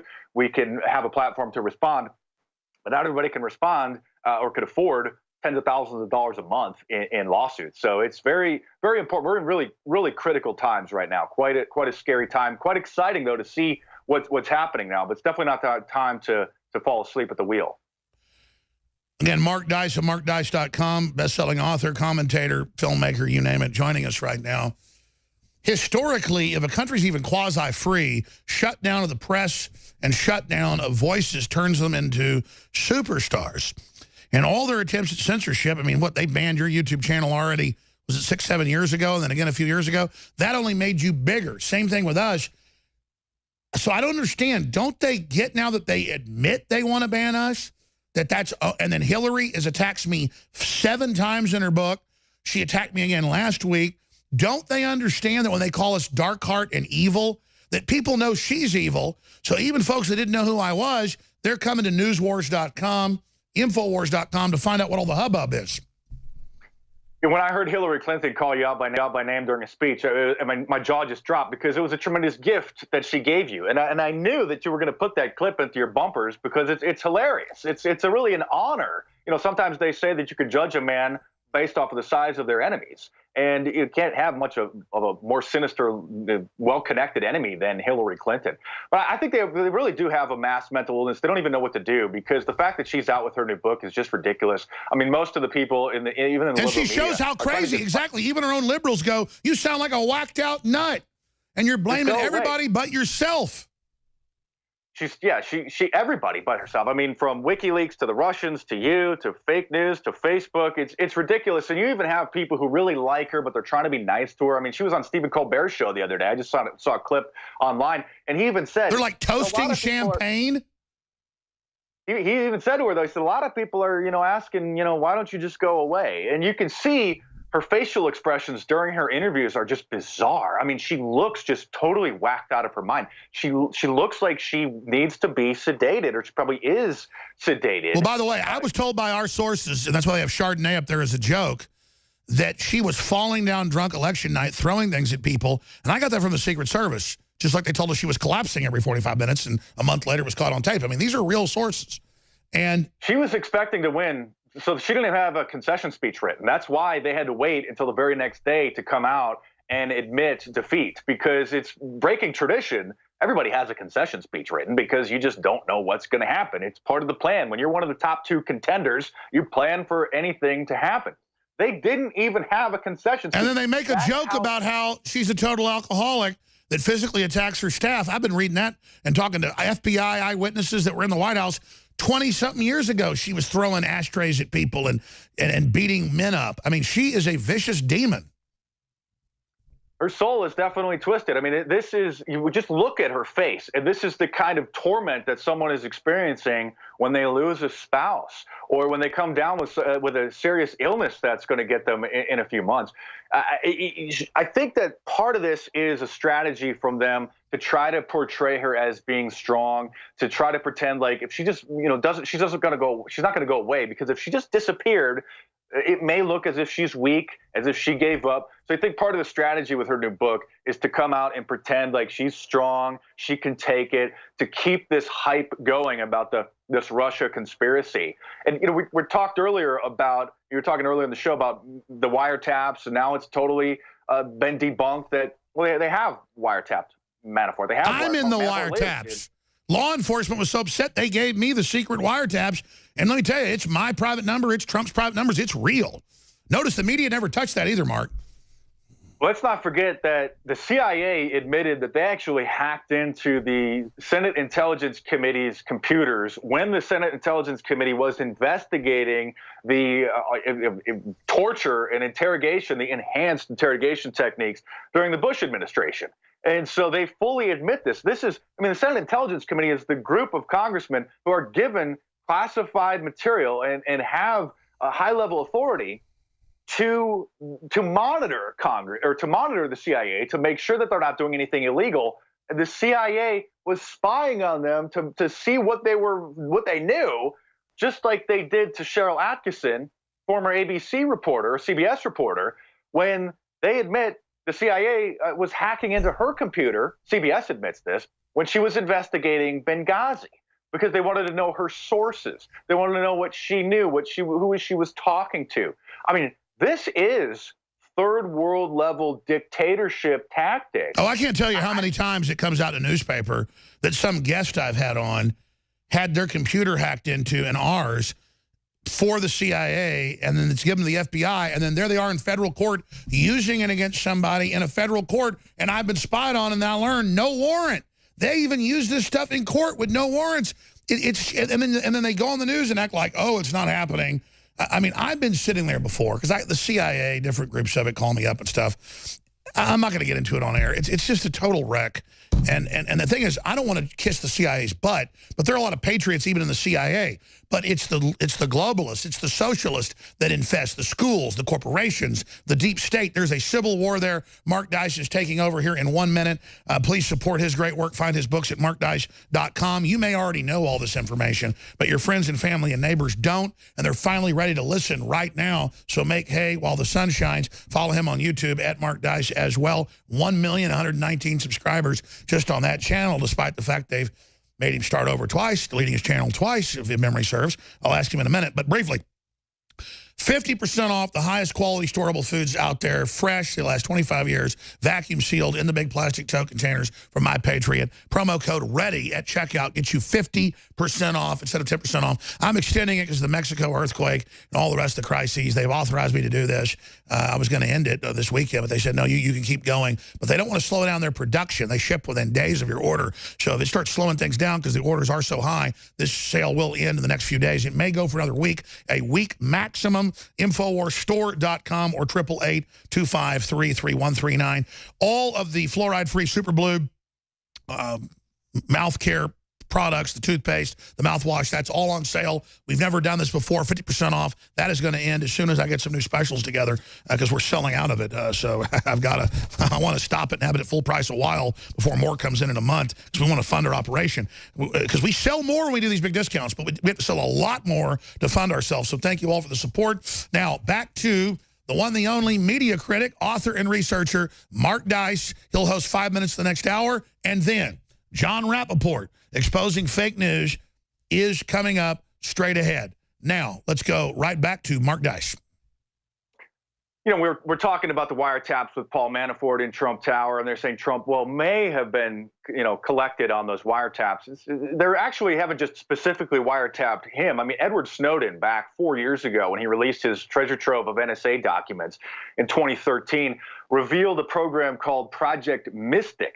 And again, this is 4 years old. Who knows how old those documents were at the time that he even obtained them, where the NSA was recording every phone call in an entire country on a 30-day buffer. Okay, so they literally have a program, and again, with the advances in technology, in 4 years, this is most likely the entire globe's conversations on a 30-day buffer 4 years ago. So every single phone call that was made in an entire country, audio recorded, transcribed, then put into a text file, most likely, so it can be searchable like Google. So it's not even just someone that is targeted specifically for a wiretap. They theoretically and most likely can go back and find any conversation from any person from the last several years and then do a keyword search on it to find out specifically who is talking to who and what was said at any given time. That's how scary this is. That's the Orwellian nightmare. This is what Edward Snowden tried to talk about. And it's important to really bring home that the fake news industry, the mainstream media, they've been manipulated by the establishment, by the deep state for decades. In the 1970s, there was a congressional hearing which was investigating the CIA doing assassinations and all sorts of other illegal activities, and then inadvertently uncovered Operation Mockingbird, which was the program to pay the mainstream media under the table to act as gatekeepers and propagandists for the establishment. 50, at least, CIA agents or journalists, editors, CEOs were in this program, half of which the Congressional Committee admits were paid by the CIA. One of the people involved with Operation Mockingbird, there's a couple different names that we called it. That's one of the biggest names. Another one is he called it the Mighty Wurlitzer, because the Wurlitzer was a jukebox back in the 1950s. A jukebox, obviously many of you are familiar with them in bars and restaurants. They can play, within reason, almost any song that you want. And so they called it the Mighty Wurlitzer because the CIA could get the media to play any tune that they wanted. And so it's important to bring these, historical examples of fake news and the names of these programs, Operation Mockingbird, the Mighty Wurlitzer, back into the consciousness of everyone, because we're in this, information war, as Alex's sort of tagline has been for probably a decade at least on the InfoWars website. So it's so important. That's why they're trying to shut us down. I mean, at some point, they'll probably have the web browsers, Firefox, Chrome, etc., just block Infowars.com or other websites.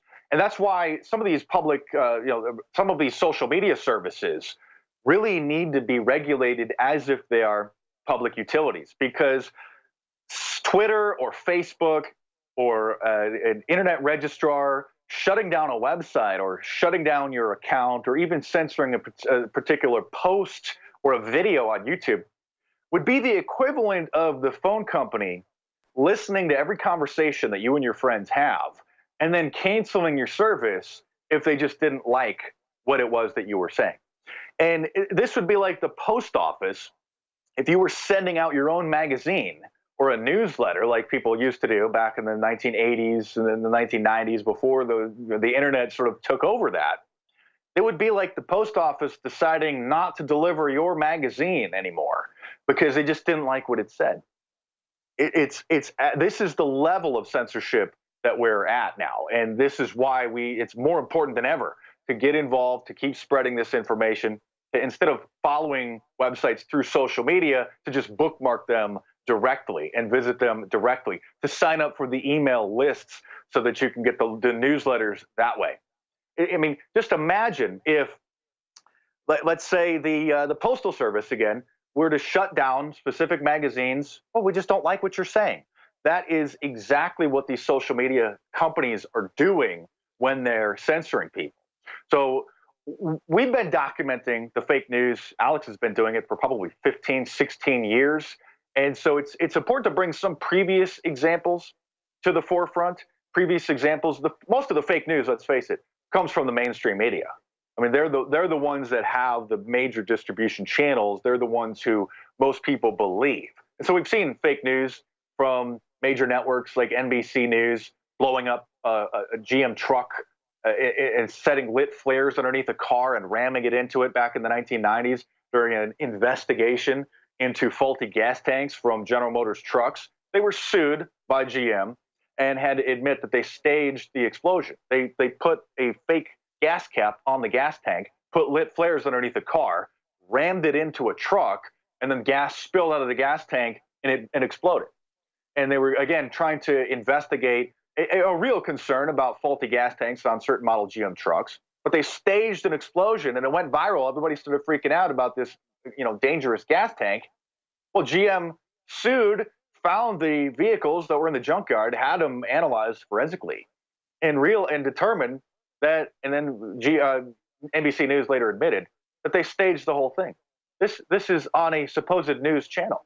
I mean, many of you may recall a hilarious kind of example on, I think it was NBC, another NBC, or maybe this was ABC, during a flood, and they went to a live shot and they showed a reporter in a canoe, and it looked like there was 6-7 feet of water in the middle of a suburb, and then a couple of guys came walking along and the water was ankle deep.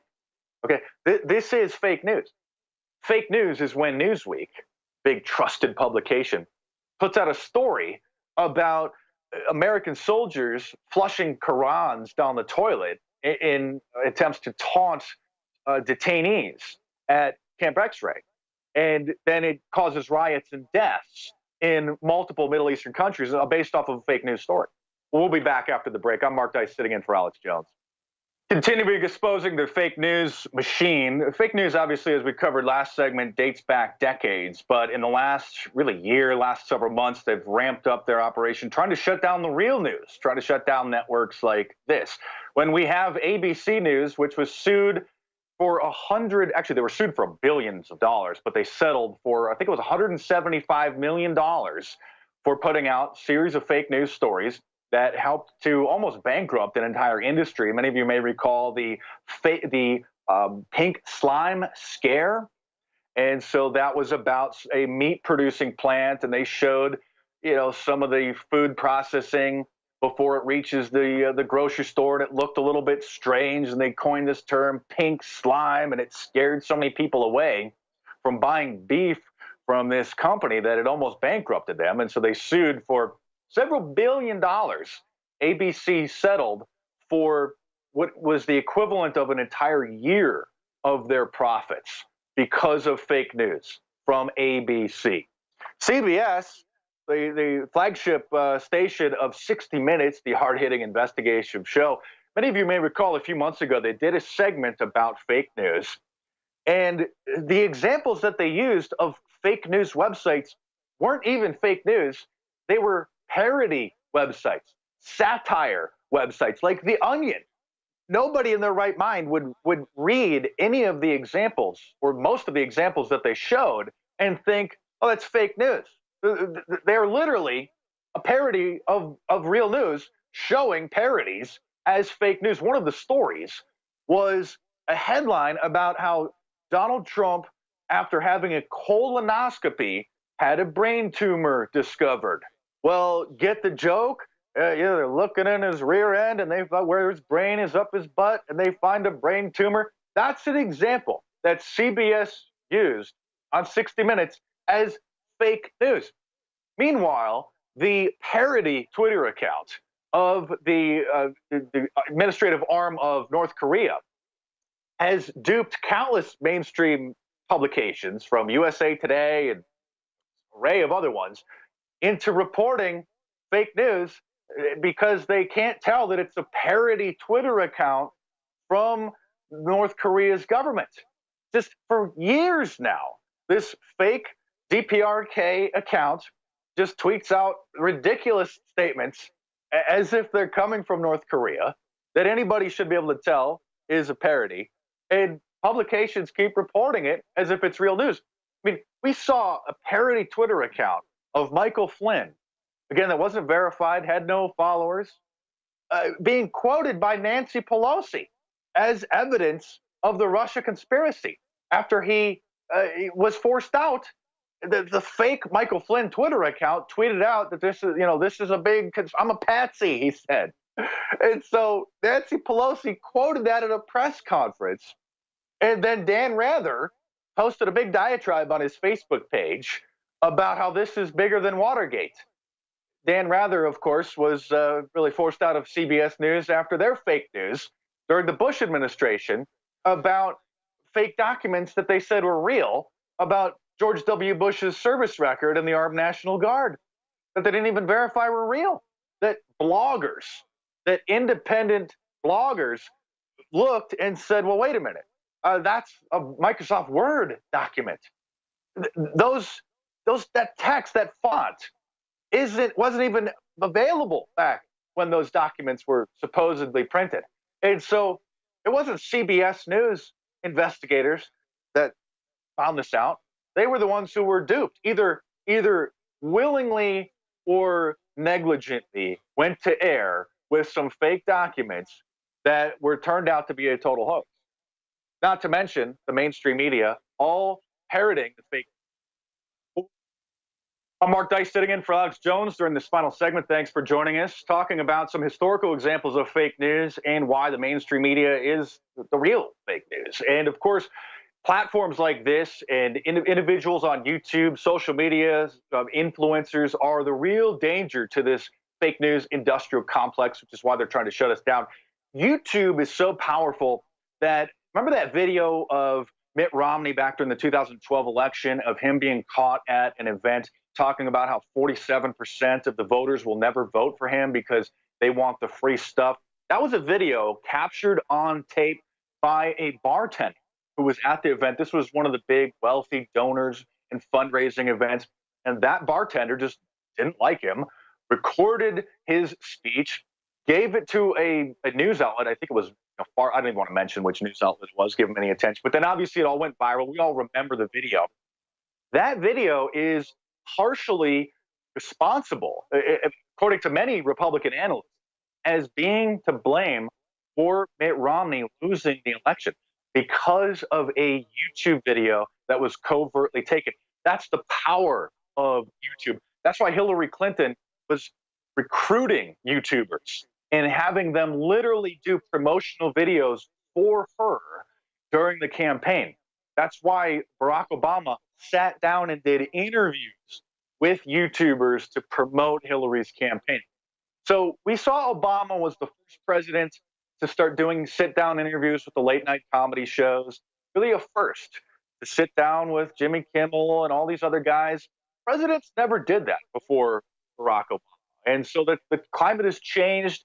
His tactics have changed. They wanted to reach people who didn't watch the news. It's a genius idea. And so now with the rise of YouTubers, with thousands of YouTube channels rivaling mainstream media, they're now not only using YouTube to try to influence, to reach people, but they're also then trying to come after other people like myself to shut us down. It's quite incredible. YouTube was even credited partially with helping the Arab Spring go off over in Egypt back in 2012 because they were posting the videos on YouTube. Now Twitter has video, Facebook has video, but for a while, you recall, YouTube was the only place to actually do that. And so that's why it's so important for InfoWars to keep going. That's why you see InfoWars. I see almost every day Alex Jones is attacked in the mainstream media. Oh, they just nitpick every single thing he says. I think that they're almost using his name as clickbait. Oh, Alex said this, Alex said that, because his name grabs headlines, because what he's doing is interesting. It's cutting edge. And so partially they're attacking him, but partially they may just be so desperate that the mainstream media are trying to just get clicks. And so they're just using Alex's name in order to do it. So it's been incredible to see so vicious the mainstream media attacks, so personal against him. And we're seeing them now go after InfoWars contributors. We're seeing them go after Paul Joseph Watson. We're seeing Roger Stone have to fight lawsuits. And so it's very important to not sit back, not relax. Seeing them try to shut down Twitter alternative Gab. Didn't get the approval over at the Bilderberg of Tech conference, the Sun Valley conference, which is a pseudo-secret meeting every July. Bilderberg happens in June. The Sun Valley conference happens in July. It is basically Bilderberg of media and tech. They go and cut a bunch of big deals. They come up with their new terms of service.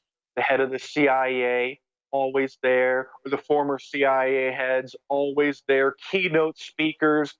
So this does make the mainstream media a little bit, but if it's just a place for them to broker deals, if it's just a conference to talk about which media company they're going to buy, why is the head of the CIA meeting with the Sun Valley Conference then? It's obvious that they're setting the agenda, setting the terms of service, deciding which companies are going to be there. Stay tuned. We got John Rappaport coming up for the 4th hour. I'm Mark Dice sitting in for Alex Jones. Hello, everybody. John Rappaport here, sitting in for Alex in the 4th hour on InfoWars. Let's talk about globalism, that wonderful word that sounds so great to idiots. Globalism, I like the way that, it's so inclusive, it's so broad, it's so wide, it takes in the entire world, the ism of the globe. Let's do something for the entire world all at once. Let's all meet in the middle of wherever that would be. What's the midpoint of the planet? Let's get 7 billion people to all be there and say, we love everybody and everything's going to be great. That's how some people look at this. I mean, they actually do. They're that deluded that they think that this incredible operation, globalism, which has been going on for a very long time, is really about share and care and utopia for everybody. What else could it be? Well, what else it could be is what it is. Top-down control of the planet, the erasing of borders so that there are no more separate nations. Instead, you have regions, which is what the European Union has been trying to do over the decades, to make Europe into one gigantic country, as it were. Let's welcome in millions of immigrants and stir and mix and so on. Unrecognizable countries, traditions and customs all destroyed. One gigantic pot, and we'll call that Europe. And then we, of the European Union, that only care about you, will run everything completely because there'll be no more national governments. We don't need that. Why do we need a national government in, say, Australia or the United States or Canada or anywhere? That's the old world. See, this is the globalist theme, and they pursue this in every way possible.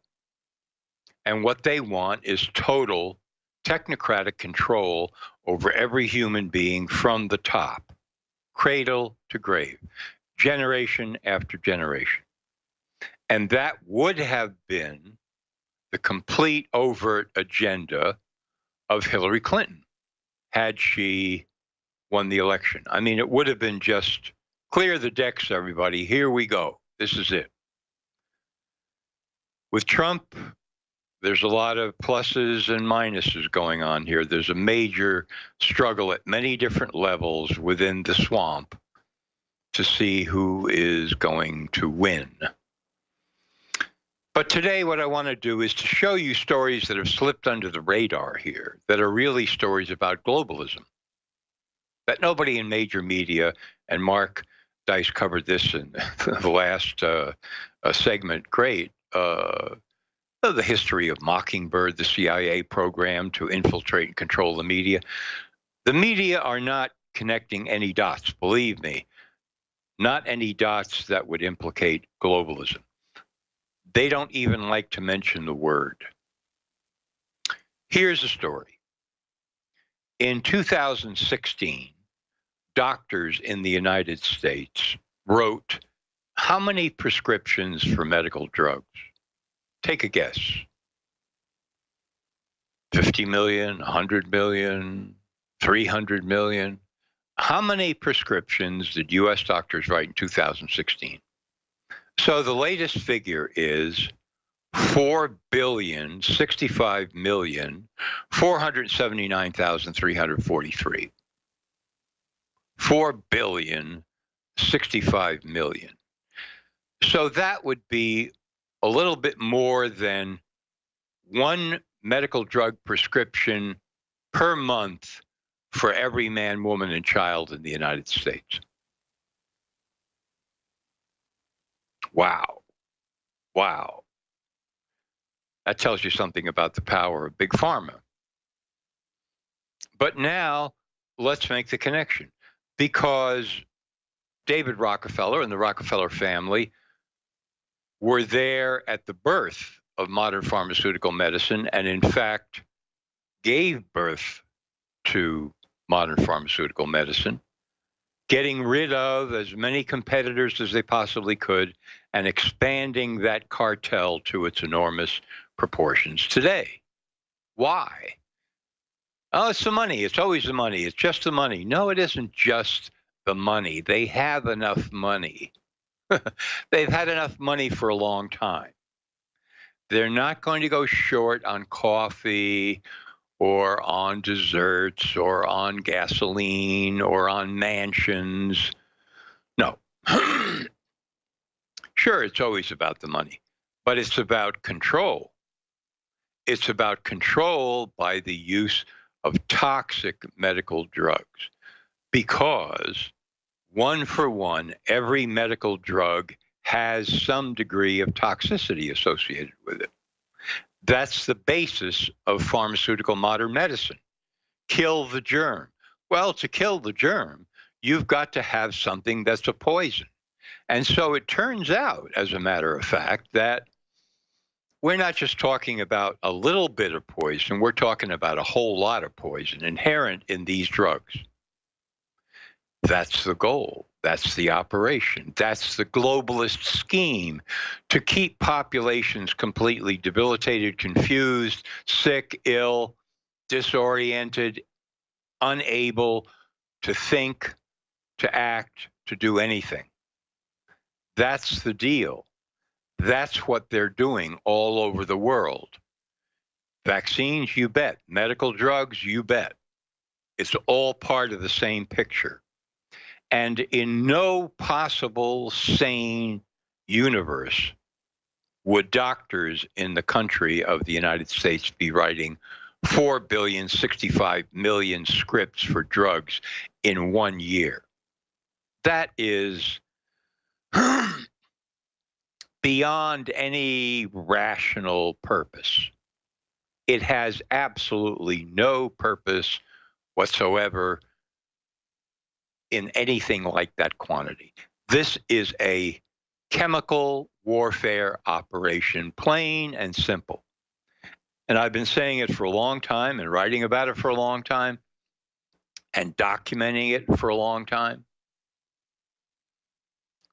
Major media refuse to touch it with a 10-foot pole, not just because their advertisers are overwhelmingly pharmaceutical. That's the money end. But there are plenty of advertisers out there who would jump on the bandwagon on major media networks if the pharmaceutical advertisers just said, we've had enough, and they left.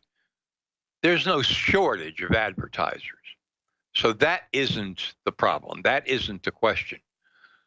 The problem is that major media news is in bed, physically, mentally, emotionally, spiritually, with the medical drug cartel. They are brothers and sisters and cousins. They're all part of the same family. They sit on each other's corporate boards. They share in profits and money, and they have similar designs, which is the globalist control of the planet. That's why 4,065 million drug scripts are written every year in the United States. We've heard a lot now about the opioid epidemic, you bet, killing all kinds of people in America. These drugs like fentanyl and oxycodone and so forth, hideous drugs, way, way more powerful than morphine. But the press is trying to make you believe that this is really the medical drug problem in a nutshell. It's some kind of a rogue element out there doing drug pill mills, and some corrupt doctors are writing all kinds of prescriptions and so on and so forth. That's a diversion. That's what's called in the intelligence agency world a limited hangout. We admit to part of the problem, therefore you won't think about the rest of the problem. This problem that I'm talking about, which is chemical warfare against the population through medical drugs, is pervasive throughout the entire range of medical drugs. And again, I'll give you a study on this, totally mainstream, totally down the line, all that you could ask for. On the other hand, when we're talking about the world of nutrition, we're talking about nutritional products that build health, like at Infowars.store.com, Caveman, True, Paleo, Formula. 50% off retail right now. That's a product to build up health. First time, 50 off of retail. Caveman, True Paleo Formula at InfoWarsStore.com. Bone broth, 7 different primal superfoods to help support healthy muscles, fight free radicals, and so much more. Cutting edge nutraceutical science, turmeric root, chaga, bee pollen, bone broth.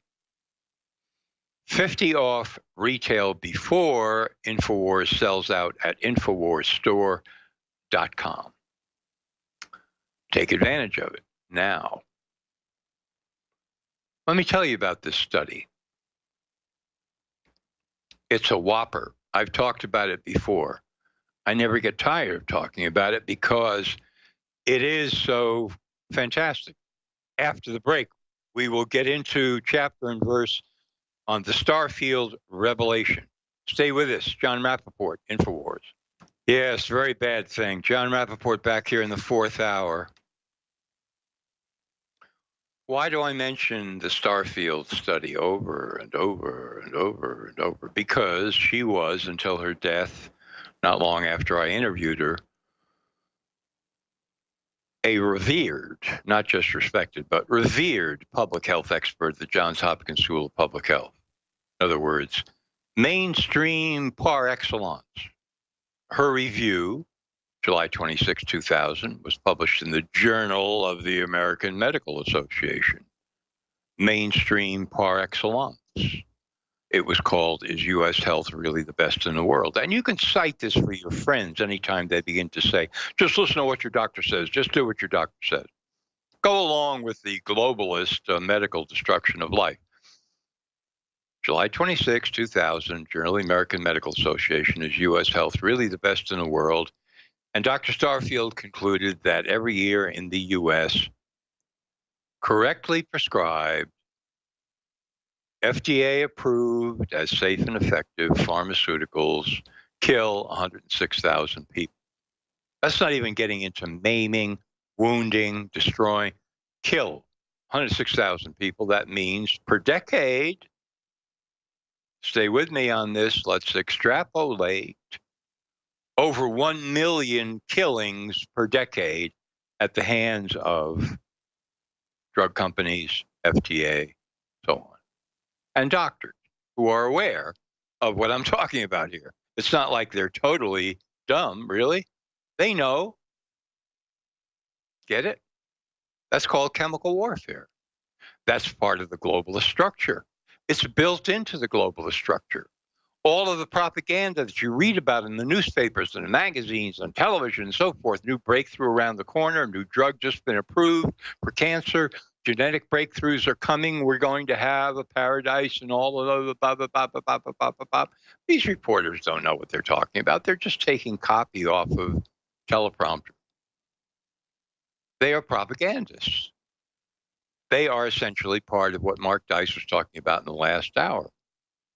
Operation Mockingbird, the intelligence agency infiltration of media. It's one big happy family. And the medical cartel with its chemical warfare, destruction of life, is an intrinsic part of that. Be sure you understand that. But let me just now go, boom, into another area. And this has to do with the wonderful state of California, which we all love and adore, get down on our knees and worship every day for their liberal, progressive policies. What have they been doing? Well, now the trying to declare themselves a sanctuary state, whatever that means in legal terms. Doesn't mean anything. But they've had a gigantic policy of open borders for a very long time in California. And guess who's been coming in among other people? Mexican drug cartels. Boom. Through the door. Come on, boys. Come right in. It's going to be fine here in California. We've got lots of forests, land, extraordinary amounts of land where you can, for example, let's see, grow pot, grow marijuana. It's going to be fantastic. Yes, you can do business here. I mean, you can ship. California will become known, as it has for a long time now, as the biggest pot growing area, certainly in the United States, for all I know, maybe in the world. Yes, wonderful. Open borders, globalism, that's part of the policy. Got to have open borders. Not a problem. It's never a problem. It's humanity at its best. Don't want to hear about problems. If you're talking problems of any kind, you're obviously a racist. We don't have to listen to you. But nevertheless, in come Mexican drug cartels. They begin to grow pot, marijuana, in many forest areas all over the state of California. So now it has emerged, gee whiz, oh gosh, and we're talking about thousands of these smaller pot farms that they've been using an illegal pesticide, more than one actually, very poisonous pesticide on their pot, on their marijuana plants, and it's called carbofuran, C-A-R-B-O-F-U-R-A-N. We'll be talking about it more when we get back. I just heard the outro music playing. Was that for real? Or was that just a prelude? For real. Okay, we'll be back after the break because this is a gigantic story. Okay, folks, here's an incredible story.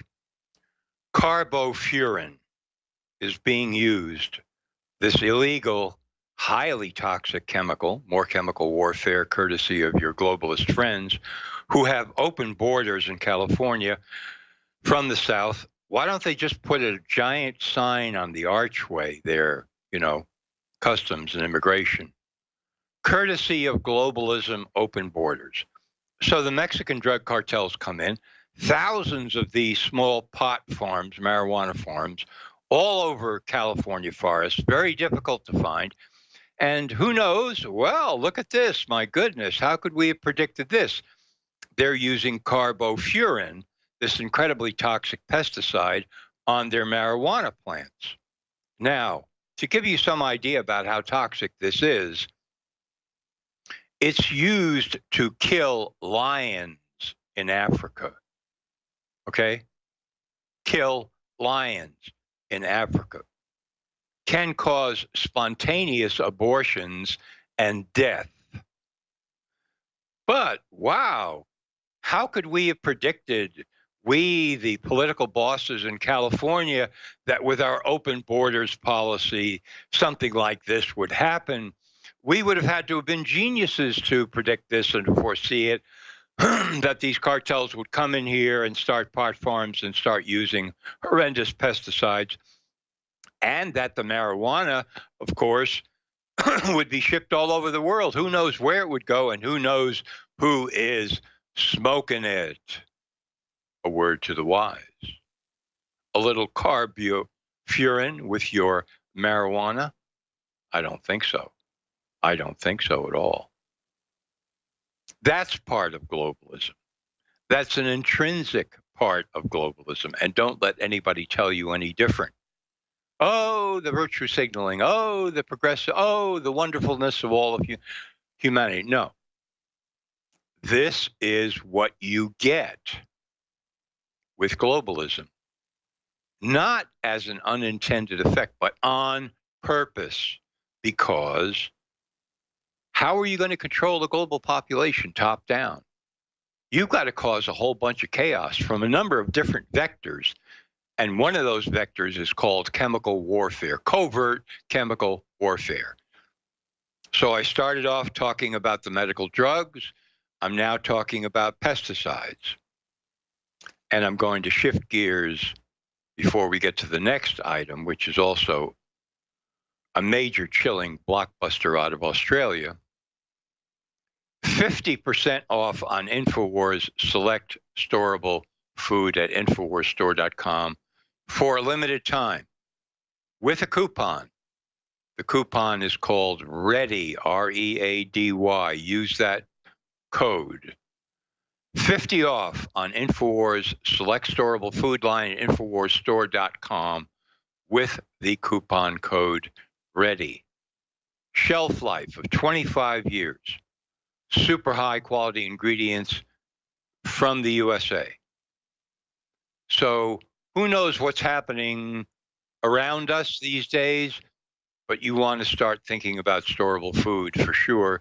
So 50 off on all InfoWars select storable food at InfoWarsStore.com while the supplies last. All right, let's shift gears here. Australia, more globalism. This also has a medical vector, as so many of these covert ops do. Australia's under the gun.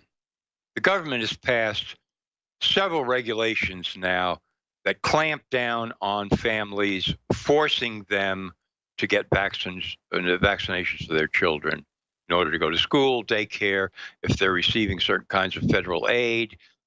In order to keep that aid, they have to, a full schedule of vaccines in their kids. Otherwise, no more money, All this has been piling up and piling up and piling up. And now we have a story out of Australia where, and this is a real chiller, doctors in schools.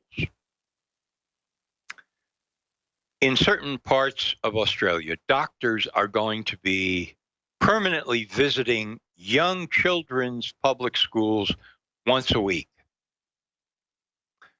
What for? What do we need them for? What are they coming in here for? Well, to make appointments, to see children, to see young children, to see children 12 years old, 10 years old, 9 years old, so on and so forth, right? What for? Well, we know that it's going to involve getting their vaccinations, that's for sure. This whole program is a front for forced toxic vaccinations, but it's a lot more than that. Because as part of this new deal for the citizens of Australia, get this now, no informed consent from parents is necessary for the children to go in to see the doctor while the doctor is at the school. The parents don't even have to be told that the child, as young as 12 years old, is going in to see the doctor.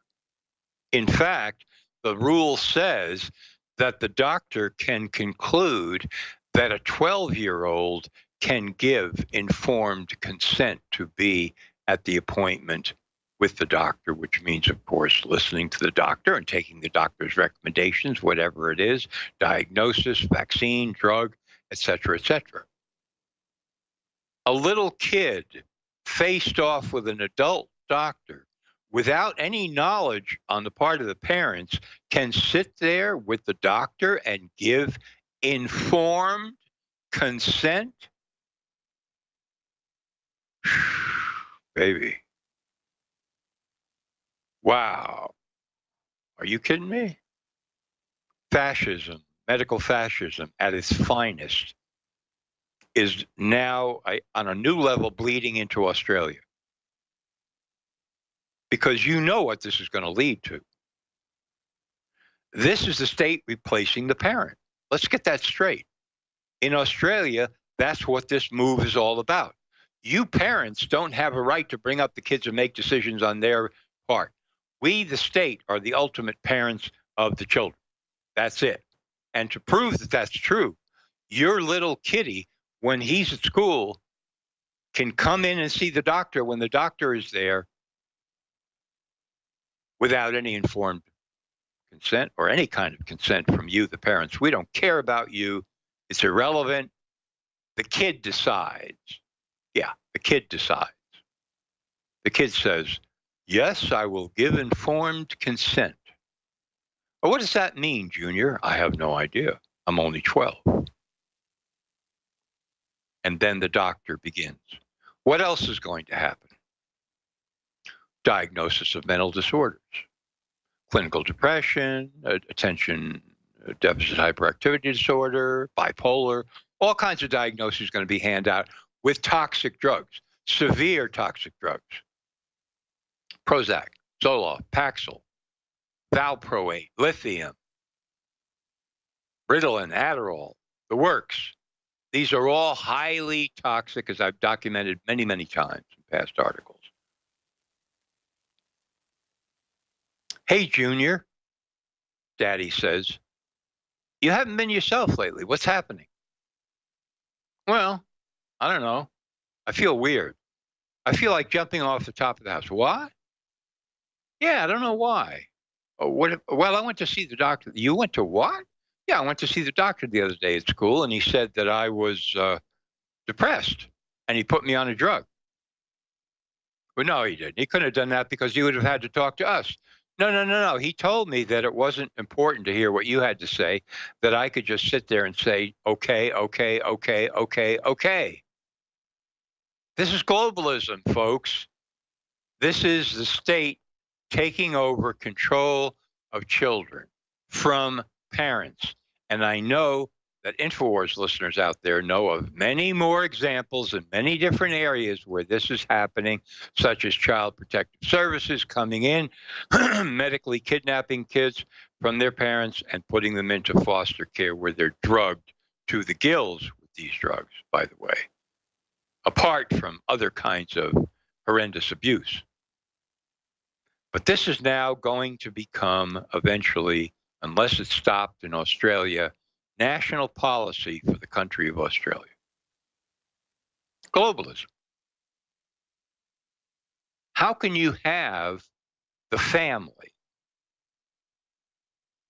the traditional idea of a family, mother, father, children, with the parents making the decisions, the key decisions, until the child is an adult?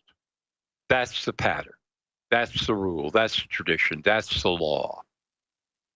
All that has to be subverted completely if globalism is going to take over. That has to be destroyed. That concept of the family from a number of different vectors has to be completely shattered. And here you have chemical warfare, doctors, schools, all participating with media in Australia. Oh, yeah, great idea, fantastic. Against the population of Australia. Unbelievable. Absolutely unbelievable.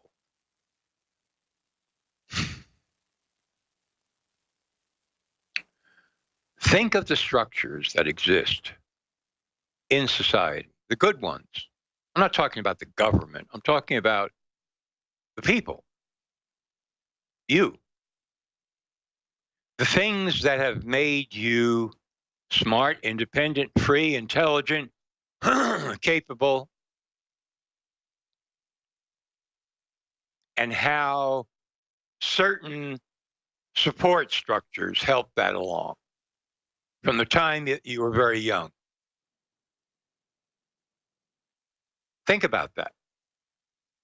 And you will come up in every case with some kind of tradition that is currently being drilled into, undermined, reshaped, assigned to some government structure. You're in charge of that now. This department is now in charge of that. Just like the Centers for Disease Control in the United States is now in charge of preventing childhood disease and has been for a long time. So they can just keep issuing 5 vaccines, that's not enough. 10, 15, that's not enough. 20, 30, 40, 50, 60. There are 200 different vaccines, experimental, in the pipeline as we speak that have not yet been approved, in addition to all the ones that have been approved by the CDC.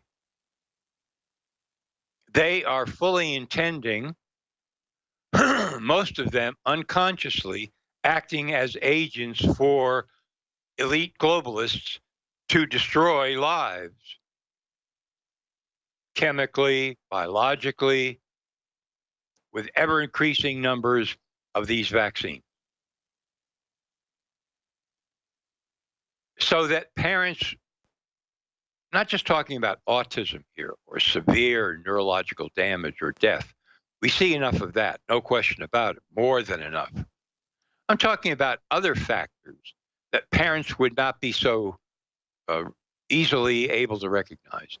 Junior is not acting the way he usually acts. He seems slower in school. I need to repeat myself several times sometimes so that he understands what I'm talking about. His motor coordination used to be great. It's not quite as good. What's happening? I don't know. You see, the clueless parents.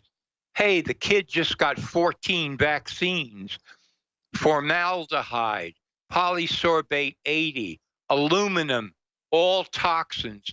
What do you expect, Mr. and Mrs. Public? Wake up. What do you expect? Oh, but we don't know what's happening. We have no idea. What do we do? Let's take him to the doctor. Oh, they go to the doctor. And then mommy gets a bright idea and says to the doctor, Doctor, is there any chance that the 14 vaccines that Junior got could have anything to do with the changes? Absolutely not. These vaccines are tested thoroughly, safe and effective beyond any measure possible. No. What I see here is a certain developmental delay that we call zippity-doo-dah, boom, bang, bomb. That's a technical term. And we have drugs for that. And they're all toxic. And we're going to prescribe a couple and see how Junior does. Okay, doctor, whatever you say. It sounds terrific. Wonderful. Courtesy of the Centers for Disease Control, where, again, globalism, let's not forget the bottom line. Let's turn over the whole issue of health of children to a government agency rather than the decisions of parents who make up their own minds freely about whether or not they want to vaccinate, whether or not they want to believe in a diagnosis handed out by a doctor, whether or not they want Junior to take the medical drugs prescribed. That's the prevailing atmosphere, or it once was, but it's now being handed over. You see, all of that aspect of family life handed over to a government agency, which, by the way, in case you're interested, and you should be, the CDC is buying several billion, $3-4 billion a year of vaccines, buying from vaccine manufacturers. And at the same time, the CDC is responsible for mounting studies to determine the safety and efficacy of vaccine scientifically. Do you see a conflict of interest there? Jesus. The CDC is never going to say that a vaccine is ineffective and unsafe and very dangerous when they're buying $3-4 billion worth of these vaccines a year. Come on. Globalism at work. The transfer of natural human life into government authority.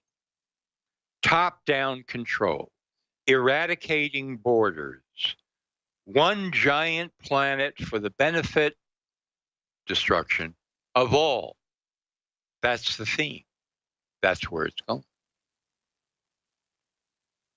Hope you're getting the picture. This is John Rappaport sitting in for Alex in the fourth hour of InfoWars. We'll be back after the break. Back here for our final segment, John Rappaport in the fourth hour sitting in for Alex at InfoWars. So I want to piggyback on what Mark Dice said in the last hour about Operation Mockingbird and the infiltration and control of the press in America by the CIA and, of course, other intelligence agency players. all the stories that I've been running down for you here and connecting the dots. Major media has an obligation not to connect the dots. That's part of Operation Mockingbird, too. What not to do, what not to report, what not to say, what connection not to make, what story to bury, what story to publish once and never follow up on it again. As a reporter for the last 35 years, and having talked to many mainstream reporters off the record, I can confirm this without a doubt. Many of them know what's going on. They just don't want to do anything about it because their job is everything to them. That's the level that they think at. I'd lose my job. Yeah, so what? You want to destroy half the population and keep your job? You know, is that your thinking? Well, I don't think that far. No, they don't. That's why many of them are alcoholics. But that is part of their job. They're not going to say, gee, you know, these thousands of small marijuana farms in California, we can't even trace where they all are. And this horrible pesticide, carbofuran, that they used to kill lions with in Africa is bleeding into the soil, into the water, into farms, into the trees, into the plants. We can't even trace it everywhere. We don't know where it is. And the pot that's being shipped out of California, who knows who's going to smoke it and what's going to happen to it? You think they're going to make the connection and say in a major mainstream story, how do these people get here? These Mexican cartel growers. How did they exert influence to hire these low-level workers to run these little farms? You think open borders had anything to do with that? That if we had a much more stringent policy, that we might have been able to head a lot of this off some years ago? And that the government of California, the state government, a series of governors, has betrayed the people of California, and that this is where the comeuppance comes from? One of the comeuppances? Where the piper has to be paid? Do you think so? No, they're never going to run a story like that. Are you kidding? The Mockingbird operation is also what not to say, what not to do, what not to print, what not to connect. But here, on this program, on this channel, on this website, on these broadcasts, the dots are connected. The dots are connected. The underlying truth does come out. That's what happens here. That's the difference. That's why independent media at its best is growing by leaps and bounds. And while the tired old media is falling down the rat hole. It's been a pleasure. John Rappaport here in the 4th hour. Thank you very much. See you soon. Let's go to Debit in Florida. Debit in Florida, you're on the air. Great. Hey, thank you so much. Listen, I have bought your product, and I gotta say they're amazing. Anyone who's on the fence, buy it, because I've got Caveman, Superman Vitality, Secret 12, Vitamin Mineral Fusion. I've got the body armor. Wow, thank you. Wow. You're the type of listener that makes it all possible. Which nutraceutical does you like best? I really like the Vitamin Mineral Fusion, to be honest. That's amazing. Really incredible. I drank it in the morning, and I swear to you, I felt incredible. Like I haven't felt weak. My morning was fantastic, and I love you guys. I love the InfoWars crew, and I just want to, I want to take this opportunity to tell anybody out there who's on the fence. Just buy it. You will love it. I'm telling you, I've never bought a bad product. What you find in our news is the same thing you find in our products at InfoWarsLife.com. It's a win-win. InfoWarsLife.com.